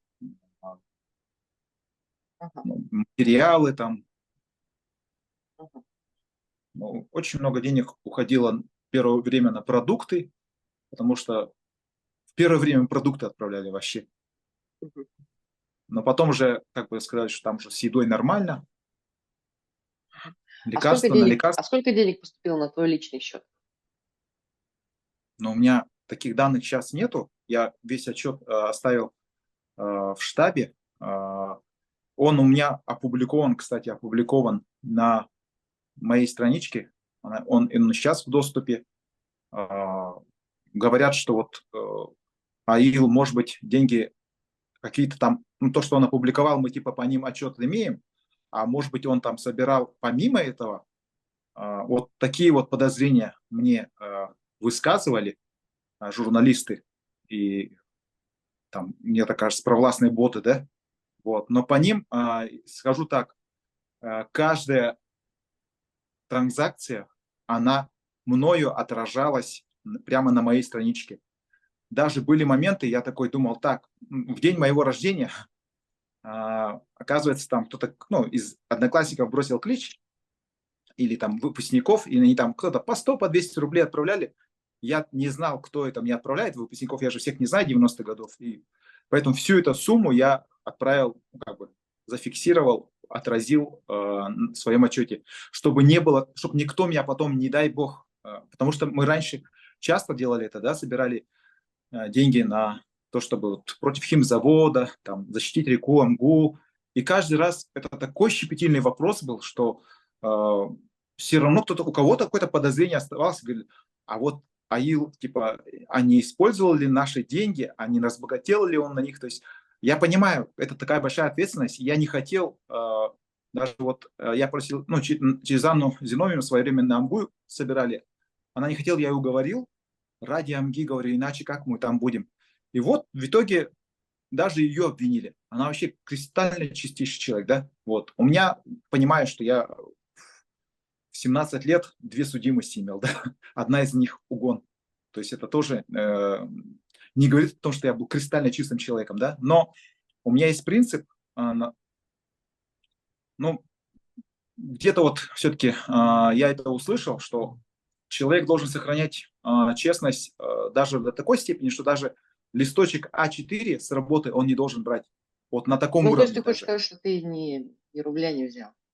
Но более И тем того, не менее, даже и тем не менее ты не у знаешь, меня, сколько денег у поступило. меня, Ты у меня даже, ты не у вел, меня даже ты не вел отчет, бухгалтерию своего счета лично. Не вел, да? Не знаешь. вел, конечно, у меня все отражено прямо там, какие деньги Так а сколько поступили. тебе Там, точно денег поступило, если ты вел на счет? страничке надо посмотреть, я же не готовился к этому вопросу. Давайте сейчас заглянем. Вы можете зайти сейчас ко мне на встречу? На какую? ВКонтакте, там прямо один из последних отчетов, на последнем отчете, наверное. То есть это, ну, как публичная информация, и каждая копейка там, я же говорю, если бы кто-то отправил деньги, и они там были бы не отразились, этих людей бы обязательно нашли бы, или эти люди сами бы вышли бы, у меня бы на страничке спросили: Аил, вот у меня есть скриншот того, что я отправил тебе деньги, но они почему-то не отразились в отчете.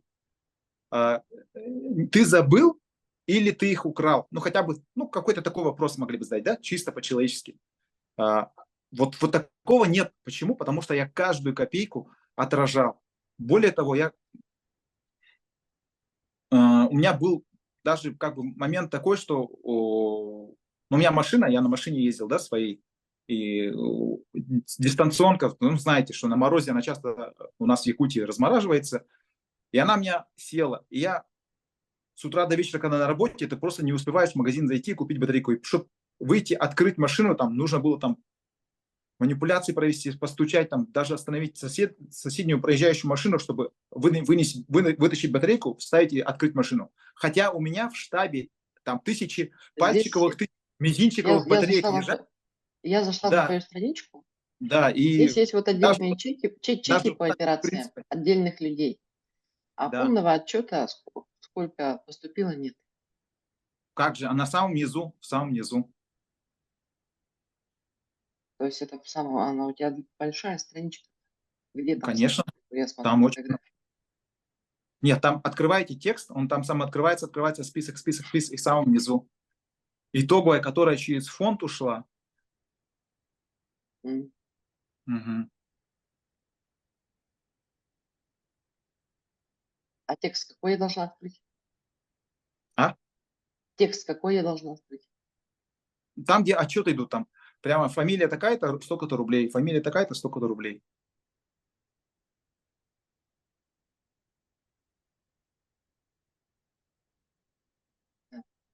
Отчеты. Нахожусь в Америке. Год назад Нет, нету отчета. нет, нет, нет. Ну там в сообщении посмотрите, пролистайте немножко ниже.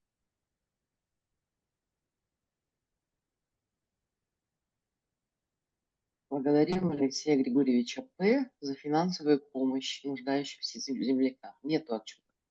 Нет, нет, нет, нет, Благодарим нет. Гаврила Николаевича за доброе Это, сердце. это последние, которые вот уходили, и уже когда я был в Америке или там в Мексике, там. Это то, что мне по инерции продолжало, я их отправлял председателю общественного движения. М. То есть даже после того, как я уже все уже закончил, люди, которые продолжали отправлять деньги, я их тоже пересылал. Ну, в общем, я не вижу Ну как там? Давайте я открою где. полного отчета. Да. Ну как полного отчета? Вы что там? Вот журналист, он же такой ответственный человек, Сколько денег он, же- он, поступило, же, я не- не он, вижу. же, он же не скажет, что точно не вижу там. Ну, сейчас просто найти надо и все.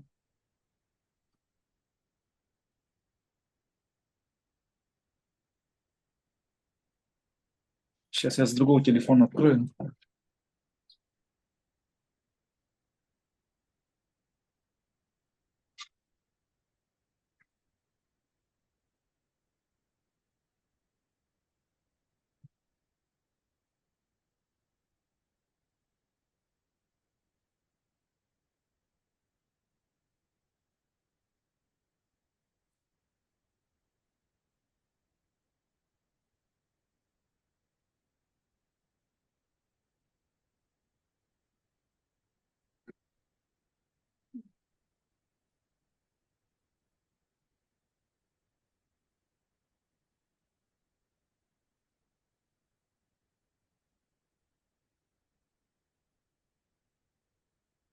Вы открыли страничку ВКонтакте, да? Да, ВКонтакте. Ага. Отдельные есть счета. Нет, не Любой, отдельный, конечно. Нет, любой нет. может зайти и посмотреть. Вот, в том-то и дело, что можно любому посмотреть.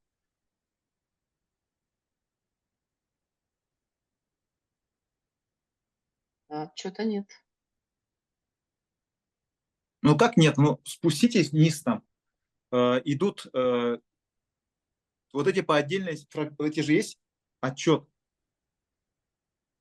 Вниз спуститесь, пожалуйста. Ну, А, нашла? Нашла, да?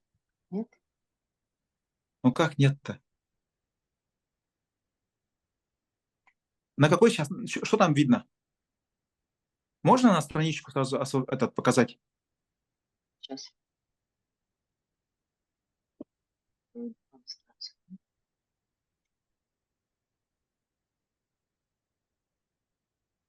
Это моя страничка, да?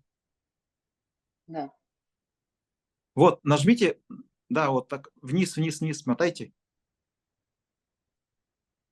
Это моя, что ли? А чья? Моя? Моя. Ну, дальше мотайте просто пониже.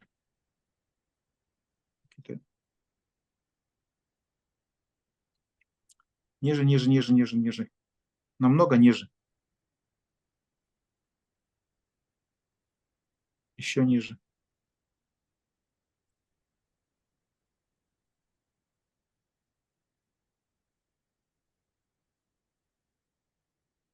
Это уже 23-й год. Ну и что? Я в каком году уехал-то? Стоп. Там после... Так ты же до сих пор до сих пор не получаешь деньги? До сих пор не получаю. То, что получил, я тогда их отдельно, их прямо отдельно их осветил. Я же их не использовал. Ну, где они, где? Я Где отправил. отчет? Вот, подожди, стоп. Ниже. Нет, ну ниже же. Там. Дальше ниже. Еще, еще, еще, еще.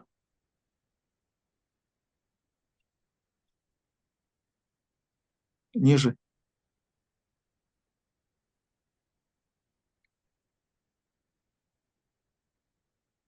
То есть ты уехал в Америку и продолжал собирать деньги?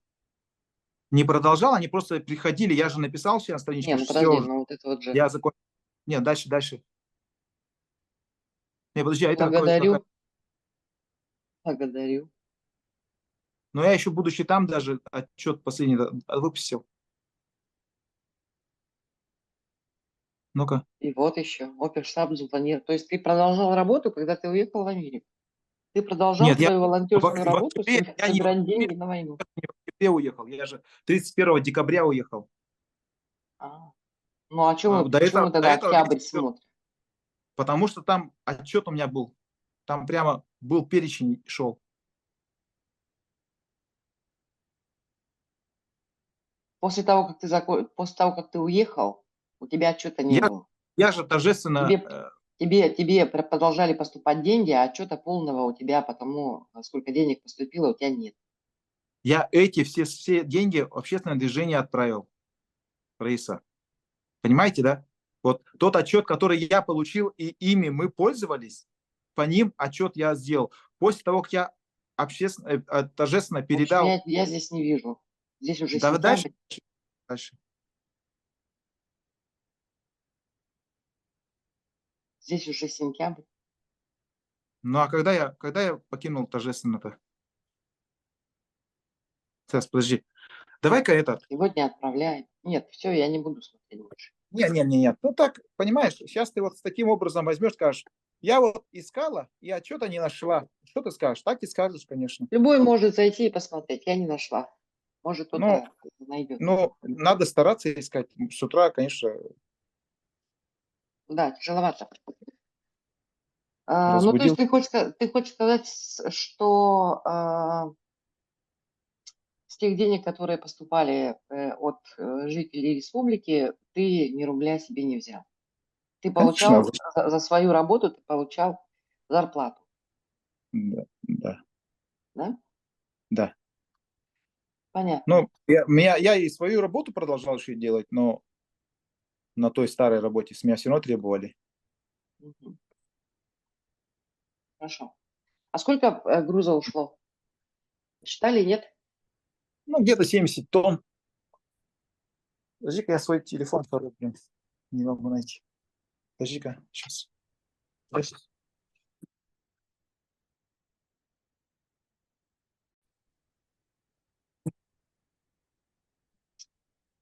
Да, значит, нашли мы отчет. Да, на общую сумму там 3 миллиона с лишним, да? 3 миллиона 249. Там Вот, каждая вот, фамилия человека указана. И если хоть один человек есть, который отправил мне деньги, и я его не отразил, спрятал или в как-то общем, по-другому, вот да, этот отчет, он, все, кому интересно, у меня написано 22 сентября, у меня 21 написано. 21, да, Мгм. вот. И тут, значит, в конце, это от 18 августа, да, те деньги, которые поступили позже, ты говоришь, они у тебя здесь же отражены на страничке ВКонтакте, да? Да, и здесь они выше, просто прямо конкретно. Вот такой человек отправил столько денег. И э, копия того, как я отправил, скажем так, ну, новому председателю, да? Общая сумма 3 миллиона 924 тысячи 427. 294. 294, да. А что такое фонд 946? Но это то, что те деньги, которые поступают через фонд, это те деньги, которые были на счету. Угу. У нас же еще есть направление, там, швейное А дело. почему итого 2 миллиона 300? А, это без фонда, да? Ясно. Это Да, от да. частных лиц. Это то, что вот кто вот, кого я знаю точно, всех зафиксировал. Там даже были неизвестные, которых я не знал, но я все равно... Это то, что тебе поступало на личный счет или на счет То, что движения? приносили лично, приносили на карту, отправляли, Тебе отправляли лично. через людей. Когда-то Тебе кому-то лично. отправляли... Да, да. Это Да. значит, это значит отчет по твоему личному счету, да? Да, все, что поступало к нам, да. Понятно. Вот по ним отчеты есть у нас в штабе. За К тебе каждую копейку. лично, еще раз, к тебе лично, не к вам в Да, движение, потому что у вас в движении, видимо, отдельно был счет, и туда отдельно нет, деньги приходили. нет. В том-то и дело, что у нас движение же, оно такое общественное. У нас не было своего счета. У нас был счет только в фонде. Фонд, с которого мы потом деньги с трудом вытаскивали, часть не вытаскивали. И куда они уходили? Ну, на покупку УАЗиков, там, на ремонт УАЗиков. Там много расходов всяких. Квадроциклы покупали, там, что еще, не знаю. Бронежилеты они покупали там. Рации покупали. Хорошо, понятно. Угу. Бронежилеты, рации и квадрокоптеры.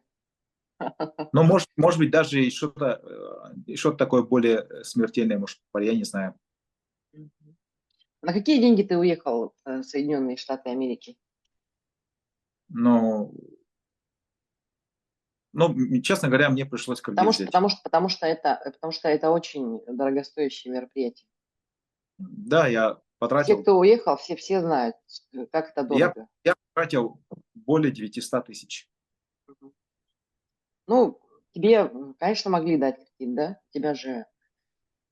ты известный, да, в республике. Доверие к тебе. Я, во-первых, доверие заслужил. Во-вторых, это доверие не растерял по той причине, что все-таки я говорю, что вот даже батарейку не позволял себе взять, хотя она мне очень нужна была. Она, в принципе, могла бы нужна мне для работы. И я мог бы сказать, но это же для работы и взять батарейку. И это могло быть каким-то прецедентом, ну, примером для моих этих, как бы, тех, кто там работает. Там даже продукты питания приносили, мы их не трогали. Ну, то есть ты хочешь сказать, что со своей волонтерской деятельностью ты себе не приобрел ни квартиру, ни машину, ничего такого?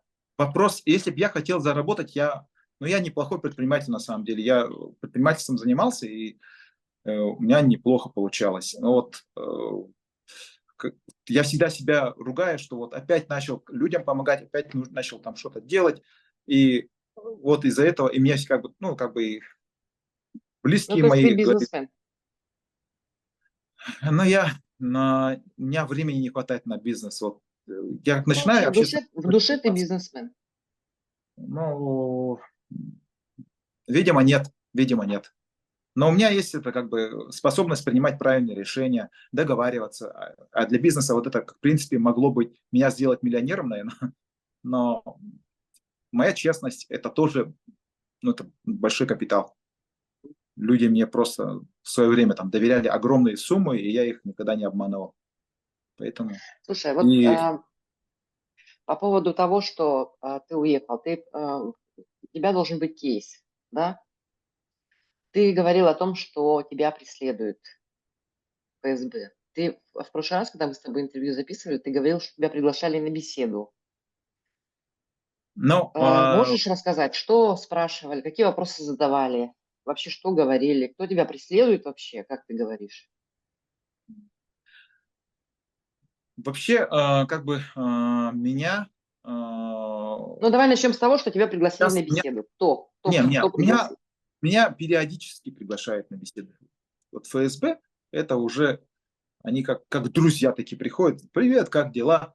Че, как там? У тебя опять То есть у начинаешь тебя митинги неплохие с проводить. ними отношения.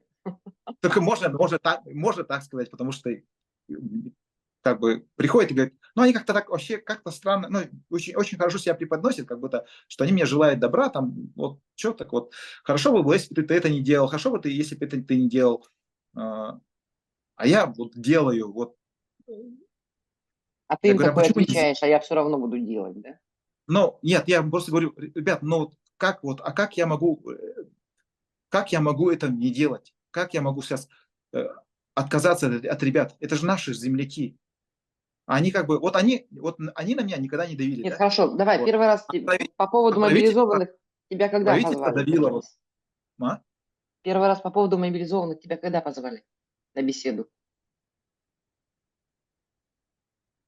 Ну, как только началась работа. Как только ты начал работу, как только Да, они начал такие сбор говорят, средств, сразу тебя позвали на нет, беседу? нет, сбор средств мы же не сразу начали. Мы начали тогда, когда у нас уже все. Нам приходили мобилизованные, родители их там, вот мои дети, вот моего ребенка забирают, дайте нам что-нибудь. А нам, кроме носков, трусов, медикаментов вообще не было, денег нет. Что делать? Ну, просим Когда там первый раз вся была беседа? предприятия. А? Не Нет, понимаю, когда беседа, была? они просто спрашивают, а вот ты сейчас занимаешься, это кто тебя типа надоумил? То есть ты каждый раз А беседовал с ФСБшником? часто, очень часто. Понятно, Особенно понятно. после вот этих инициатив, они мне просто говорили, ты же понимаешь, что сейчас То есть ты тобой даже... говоришь после того, как вы попытались вернуть, написали письмо Шойгу. Ты Ну об да, этом говоришь? Мгм. И что они да. говорили? Ну, рекомендовали не собирать.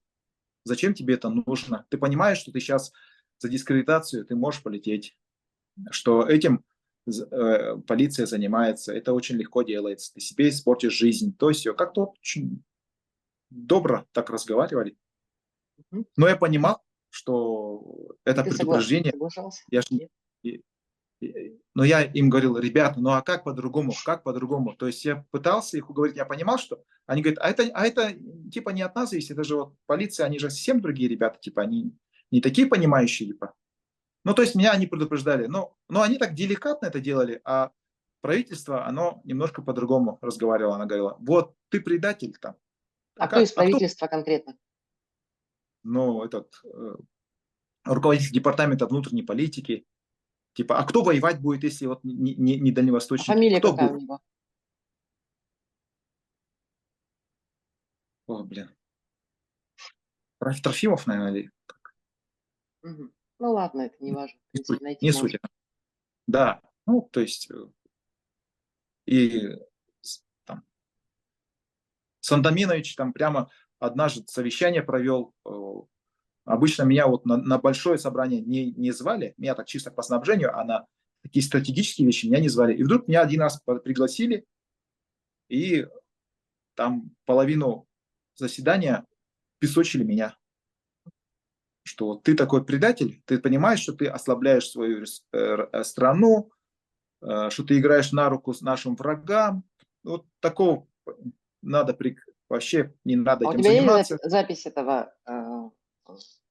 этой беседы, этого Нет, совещания? Нету? нет, конечно. Но там человек, наверное, не знаю, 50 или больше человек участвовало, и свидетелей много. Мгм. Ну, я не знаю, они, конечно, может, не подтвердят. Ну, какая разница? Ну, было такое, короче. Поверьте мне, я врать не буду. Ну, в общем, ты говоришь о том, что ФСБ тебя... А когда пожары были, ты с ними тоже беседовал? Пожары тоже они меня спрашивали, да, типа, а кто за тобой стоит? Вот у них всегда интересует, кто за тобой стоит и кто тебя финансирует. Вот всегда типа, вот. А это твоя идея, да? Типа такого вот. Тушить пожары, да? Ну, вообще вот организовать этот штаб, то есть все. Мгм. То есть ты с ними имел Нет, это у беседы меня на начиналось протяжении всё, длительного когда времени? против химзавода, когда тогда еще начиналось. Мгм. Как бы я с экологами встречался с других регионов, они говорят, ну это же типа куратор.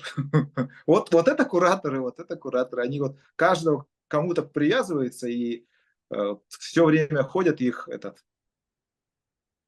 Курируют. не знаю, ну, курируют. Но я думаю, что они все слышат, видят там. Без этого, думаю, зачем им встречаться? Ну, может, у них они должны отчитаться наверх, что вот мы встретились. То есть ты ничего не подписывал, да, когда с ними...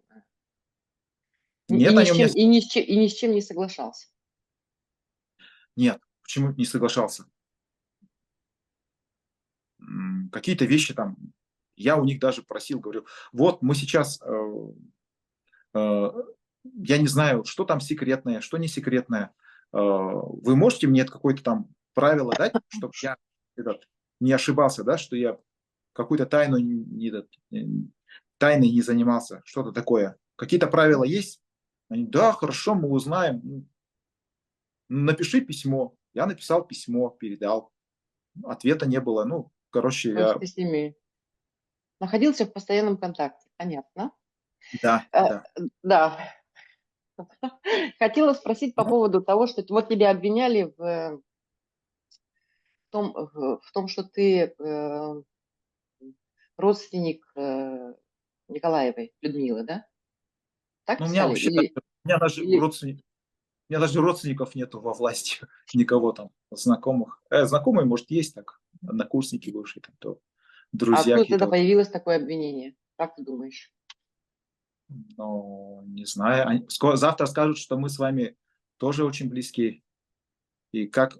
И, в штабе мы работали, Людмила Валерьевна, она ну, очень сильно помогла во время тушения пожаров. Сама вошла в наш штаб, и вместе с ней там помощь от предприятий крупных пошли, там вот, это серьезная помощь, конечно, была. Мы столько РЛО купили, там, Они сначала сделали все для того, чтобы эти пожары случились, а потом героически их, значит, помогали вам, да? Героически их тушить. но я не думаю, что это было выгодно ему, такой пожар устраивать. Это очень сильно Ну, по и, его конечно, мнению. ему не было выгодно, он просто Он, дурак, что их допустил. это по нему очень сильно ударило, и там, что-то там специально что-то раздувать, чтобы потом тушить. Не в его А, интересе. ну да, Нет, конечно, нет, не родственники, не родственники. не родственник. Людмила Валерьевна, она училась в Финеке. Меня на несколько там курсов старше.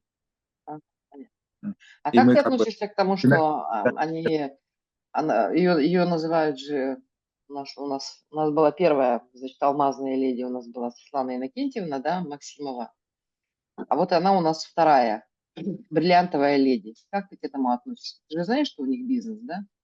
Вот эта вот большая компания «Алмаз». Я Она, в читал, принципе, новая, да? я читал про то, что семья Николаевых коррумпированная, но м, э, Как ты к этому относишься? таких подтверждений нет. Если это правда, то это очень плохо. Опять, как тогда, вы помните, я говорил про министра охраны природы, что ты либо защищаешь природу, либо защищаешь там власть. А тут ты либо представляешь интересы народа, либо ты занимаешься бизнесом. И вот человек, если бы я был там, не знаю, главой города и на территории города занимался предпринимательством, я бы, наверное, какое-то время своего внимания уделял бы вот туда. Ну, не знаю. Но опять-таки, вот я бы не хотел слухи обсуждать. А что ты там о них думаешь? Что там? Ну, пишут такое, но если у вас есть доказательства, то... Но сейчас правоохранительные органы не обратишься, да? Бесполезно. Ну, в принципе, сейчас я посмотрю. У меня, по-моему, вопросов больше нет. Мы, в общем-то, поговорили обо Сегодня, всем. сегодня 27 апреля, Да. день, Это у нас уже День вторая запись. республики. Я хочу поздравить всех, кто даже пусть записи увидит. Хочу поздравить с этим праздником. Хочу пожелать, чтобы наша республика процветала, чтобы в ней было как можно больше честных руководителей, потому что от их честности, от их мотивированности помогать людям зависит того, как будет каждый из них жить. И в данный момент, конечно же, в идеале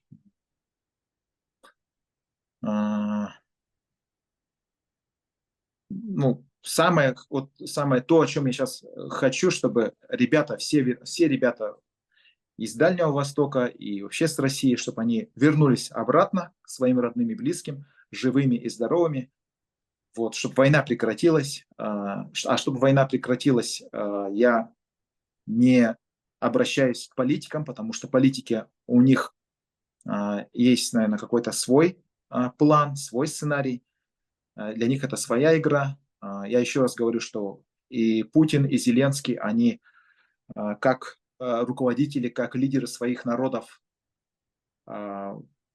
совершили огромную ошибку. Они не сохранили мир между государствами, они допустили эскалацию, начали там... Совершенно не согласна. Зеленский никакой эскалации не допускал.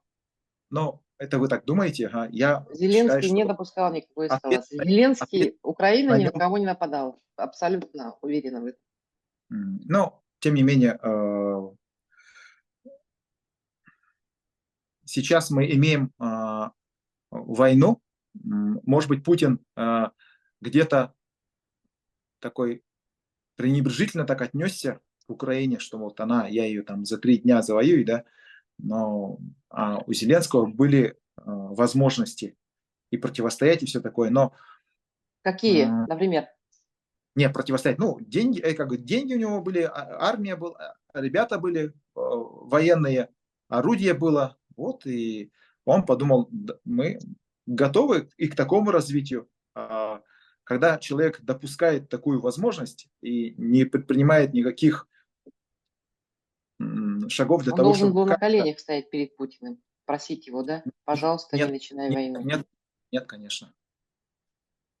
Нет, конечно. На коленях становиться, я думаю, что каждая страна... Ты знаешь, сегодня день независимости. Тот день, когда, да, независимости республики. День суверенитета. День независимости и суверенитета, День государственного суверенитета и независимости республики – это 27 сентября. Сегодня День республики. День республики. Но все равно да, это тот день, когда вступила Конституция в законную силу. Я за то, чтобы наша республика была экономически сильной, развитой. Вот. Будет она в составе России или как вы хотите, чтобы она была независимой, да? Но главный для меня показатель – это чтобы жители были свободными, финансово обеспеченными, чтобы у них было право творить, не бояться, что завтра у них бизнес отожмут, что завтра из-за каких-то они могут, допустим, себя выставлять во власть, участвовать в выборах. Сейчас выборов вообще нет. Я пытался Так ты вот же на них очень призывал. Ты же А? призывал на выборы. На выборы вообще, я так скажу, да? Ну, ты же А, призывал. Алексей Анатольевич Навальный в свое время, он сказал, не ходите на выборы, не участвуйте в этой профанации, да. Как раз это были выборы Путина, Владимира Владимировича и Грудинина Павла Николаевича. Я призывал всех приходить на выборы и обязательно проголосовать. И вы заметили, как когда всех сняли, тогда еще оставили Надеждина, выстроились в очереди. Возможно, вы тоже стояли в очереди. Я нет. Ну, не Я знаю, не но стояла, очень... я не принимаю участие в том, Вот, что происходит, в том, что вот, называется выборами. вот. Очень многие стояли на выборах, и была какая-то надежда, что вот этот представитель, он И остановит ты войну. тоже стоял на выборах? Ходил А, на выборы, нет, принимал нет. участие? Сейчас это уже настолько бесполезно. Я поэтому и уехал из страны, что я понял. Потому что тогда, когда еще я бился за Грудинина, когда этим летом я еще бился за моих друзей, которые там не от партии «Единая Россия» шли, но были независимыми, да, известными А ребятами. кто? Ну, но я о них и в группе своей, и в ВКонтакте своем выступал, рассказывал. Не надо сейчас и сейчас еще их врагами сделают, скажут, что вот они там заодно со мной. Вот. Я просто их поддерживал, агитировал, но они все проиграли, и везде выиграла «Единая Россия». Это просто в наглую все подтусовали. Я практически как-то Они уверен, всегда что так делают, если ты у не «Единой». знал. Нет, но извините, если бы тогда все было, как вы говорите, тогда бы Грудинин не был бы лидером по всей стране. Мы такую работу тут провели. Мы всем сказали, вы А в обязательно итоге-то придите. что? А в итоге-то что? Мы набрали сколько? Мы в многих населенных пунктах выиграли. Мы Президент кто в победили итоге? даже. Мы даже победили. Кто президент в итоге? Но не надо так умалять чужие труды, да? Вот вы в этом, вот вы такие, как, не знаю, как Алексей Навальный, они призывали не ходить на выборы. И я всегда спорил с теми, говорю, ребята, я понимаю, что от нас сейчас не зависит, но это единственный, допустим, день, грубо говоря, день выборов, да, когда мы как-то можем народ Ты так собрать. вдохновенно говоришь, как будто мы... Так вдохновенно говоришь, наверное, ты также и на выборы президента призывал, также на выборы там Илдархана призывал. Именно Это поэтому... единственный день, когда мы можем высказать свою... Не. Именно в этот день мы как раз-таки Твой тогда протест. именно тогда мы как раз-таки и были очень близки. Вот Якутия показала, что даже с фальсификацией, максимальными вообще просто, мне кажется, страшными вбросами, даже они не смогли вообще принизить нашу вот активность. Представляете, да, сколько мы там набрали? Блин? А сейчас ты говоришь, что это бесполезно. Так это бесполезно или все-таки есть какой-то сейчас результат? Ну, в смысле, вы, положительный результат. вы когда уехали, вы вообще следите за изменением законодательства? Ну и что в нем поменялось? Поменялось то, что сейчас разрешили электронно голосовать. Вот сейчас, хоть приходи на выборы, не приходи, да, вот эти с бюллетенями, это вероятность раньше была, вот как на Грузине нам показали, да, мы чуть-чуть там проиграли. А сейчас, когда электронные выборы, когда их растянули на несколько дней, возможность для фальсификации увеличилась до бесконечности вообще. До Поэтому бесконечности. Путин 20 лет у власти. Поэтому Потому что электронное голосование ввели. эти проценты. Он Именно 20 лет поэтому. у власти только потому, что электронное голосование ввели. Нет, электронное голосование когда появилось? Ладно. Но не будем, хорошо, неважно. В общем, вы Илдархан меня тоже поняли. у нас как его, Сейчас, губернатор сейчас и Единой России Николаев тоже сидят, у нас у власти, потому что они электронное никогда столько голосование будет, голосов не законодательство. получили, как вот прошлым летом они взяли. Вообще. Они просто это уже в наглые. Они всегда были такими. Я поэтому не Но голосую никогда за них. раньше возможностей было меньше. И мы это могли бы воспользоваться. Если бы вы В тогда итоге-то что? там, В грубо итоге кто в итоге признали, у власти? мы, может быть, Грудинин бы выиграл, если бы тогда Он бы не выиграл никогда. он мог выиграть. Я Он не мог. верю, мы могли это сделать. Он не мог. Но я, во всяком случае, старался. В итоге же так получилось, Я, никто не во выиграл. всяком случае, старался, чтобы Путин не стал президентом. Вот. Я старался. Я хотя бы могу честно сказать, что я старался это делать. Мгм. Всем своим влиянием, всем своим знанием, авторитетом, что у меня было, мы это работали. И со мной было очень много известных, уважаемых людей. И мы... За коммунистов. Нет, не за коммунистов. За коммунистов. Он же коммунист. Именно как за альтернативу. Ну, тоже вот вы сейчас скажете, что вот те, кто за Надеждина хотели голосовать, они там были за правых сил или там за... А коммунисты – это 70 лет террора. Но И я не буду, миллионы жертв. я не буду спорить с вами, да, вот. Сталинские репрессии. Но Грудинин своим примером показал, что можно. Потом ему это не простили, и с ним поступили так, как... Они настолько испугались, что они так вот... Я вообще очень удивляюсь, как люди могут вообще в это все верить. Грудинин был Но такой же, как Надеждин. кто? Грудинин? Да, такая же, в кавычках, Да, альтернатива. да, согласованная Кремлем. Абсолютно, 100%. Да. Как И- можно вообще еще призывать за него голосовать? За них? Но Я не, вот, я не вижу в Раиса, этом логики. Раиса, вот из-за того, что вы не видите в этом логику, сейчас у нас Путин, а не Грудинин. Грудинин бы Нет. никогда бы войну не начал. Грудинин никогда бы не начал войну. Уже ради только этого нужно было за него голосовать. Хотя бы ради этого, ради жизни ребят, Это которые сейчас может так говорить. Это сейчас Я- может так говорить. Это тогда я говорил. Это я тогда говорил, что нужно голосовать за Грудинина, а не за Потому Путина. что он не начнет войну? Потому что было видно, к чему идет Путин. Если ты видел, к чему ведет Путин, почему ты сразу не уехал? Но я пытался, боролся, я защищал. Кто бы лес тушил, кто бы тогда ребятам помогал, кто бы по пандемии там людям помогал. Ты, скорее всего, не знал, что будет война.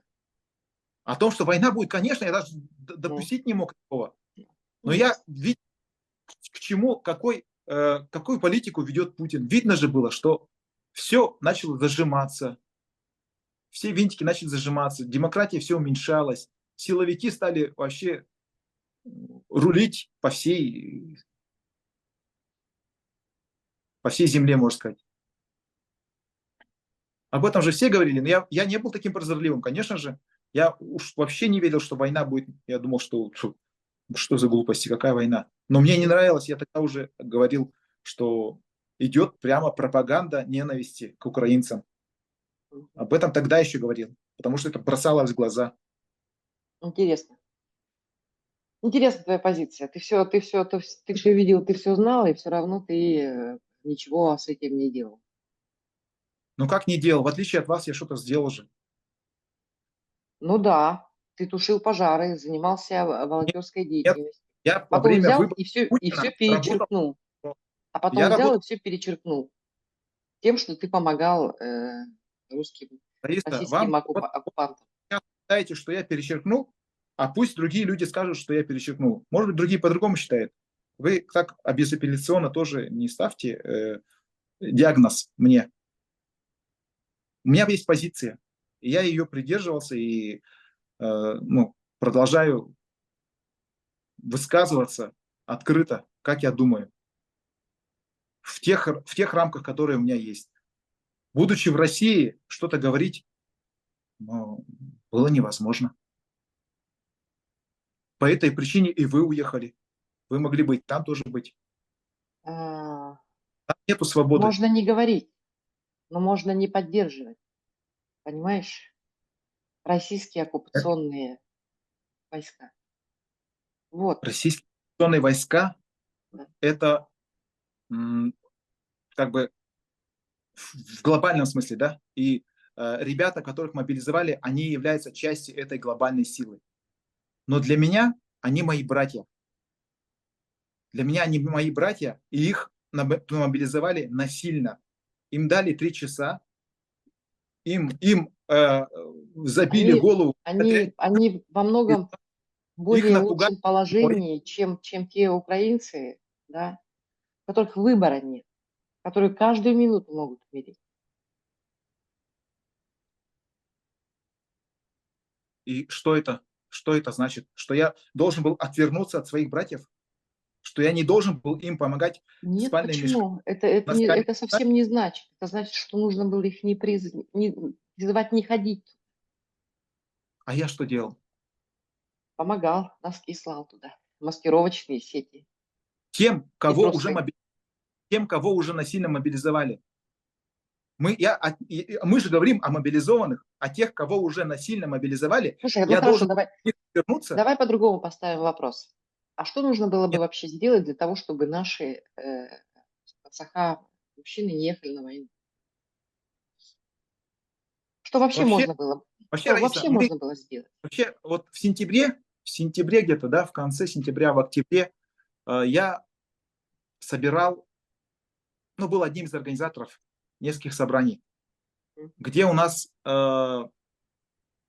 проводили такой мозговой штурм. Что Как это было, можно, кстати? Это что? как Это чей лайк был? Не поняла. общественник, ну, это мы собирали общественников для того, чтобы как защитить наших ребят от мобилизации. Искали пути, мы советовались, думали, как это сделать. Несколько раз вот прямо договаривались там с помещением, звали туда людей, обсуждали, как спасти людей, наших ребят, чтобы они не участвовали в этой войне. Ничего не предложили, ничего вообще, потому что здесь обложили, так нельзя говорить, тут нельзя говорить. Единственное, что нас, это мы тех, кого незаконно мобилизовали, мы их пытались вернуть и даже вернули, человек 300, да? 300 Но человек? 300 да, человек? где-то так, ага. Ну, их просто там под метелку, сколько детей там, неважно, сколько ему лет, неважно, учится он, студент, неважно, всех туда, потом их обратно начали брать, но в том-то дело, что все, кого удалось обратно притащить, вместо них других забрали. Да, мы То уже с есть тобой об этом говорили. было сверху спущено, что 3500 там должно ребят уйти, они ушли. Вместо тех, которые вернулись. Сколько было людей с проблемами со здоровьем, то есть все. Но там Ну, то как есть бы вообще, я так понимаю, что вообще ничего нельзя было сделать для того, чтобы мужчины из республики не уходили на войну. Но мы Вообще ничего нельзя было сделать, да? способы искали. Кто-то в отчаянии выходил на улицу с плакатом, и его на первый раз там штрафовали, потом начинали уголовные дела заводить. То есть мы понимали, какие пути, как лучше действовать. У меня оставалось только работать так, что вот я публиковал на своей страничке там юристов, которые вот советуют по вопросам мобилизации. У меня было такие 2 юриста, которые этим занимались. И они помогали. Я вот на своей страничке там, ну, если у вас, наверное, не будет времени, но там у меня есть странички, где я объяснял по вопросам мобилизации, что, в принципе, там, вот телефон юриста, пожалуйста, обращайтесь, какие-то вопросы, если возникают. И она сама выступала у меня на страничке, один юрист. Ну да. Но кроме Слушай, этого, какая... другие юристы не хотели светиться, но они помогали. И они очень многим ребятам помогли. Как на твой взгляд, вот какая вина во всем этом Айсена Николаева? Ну,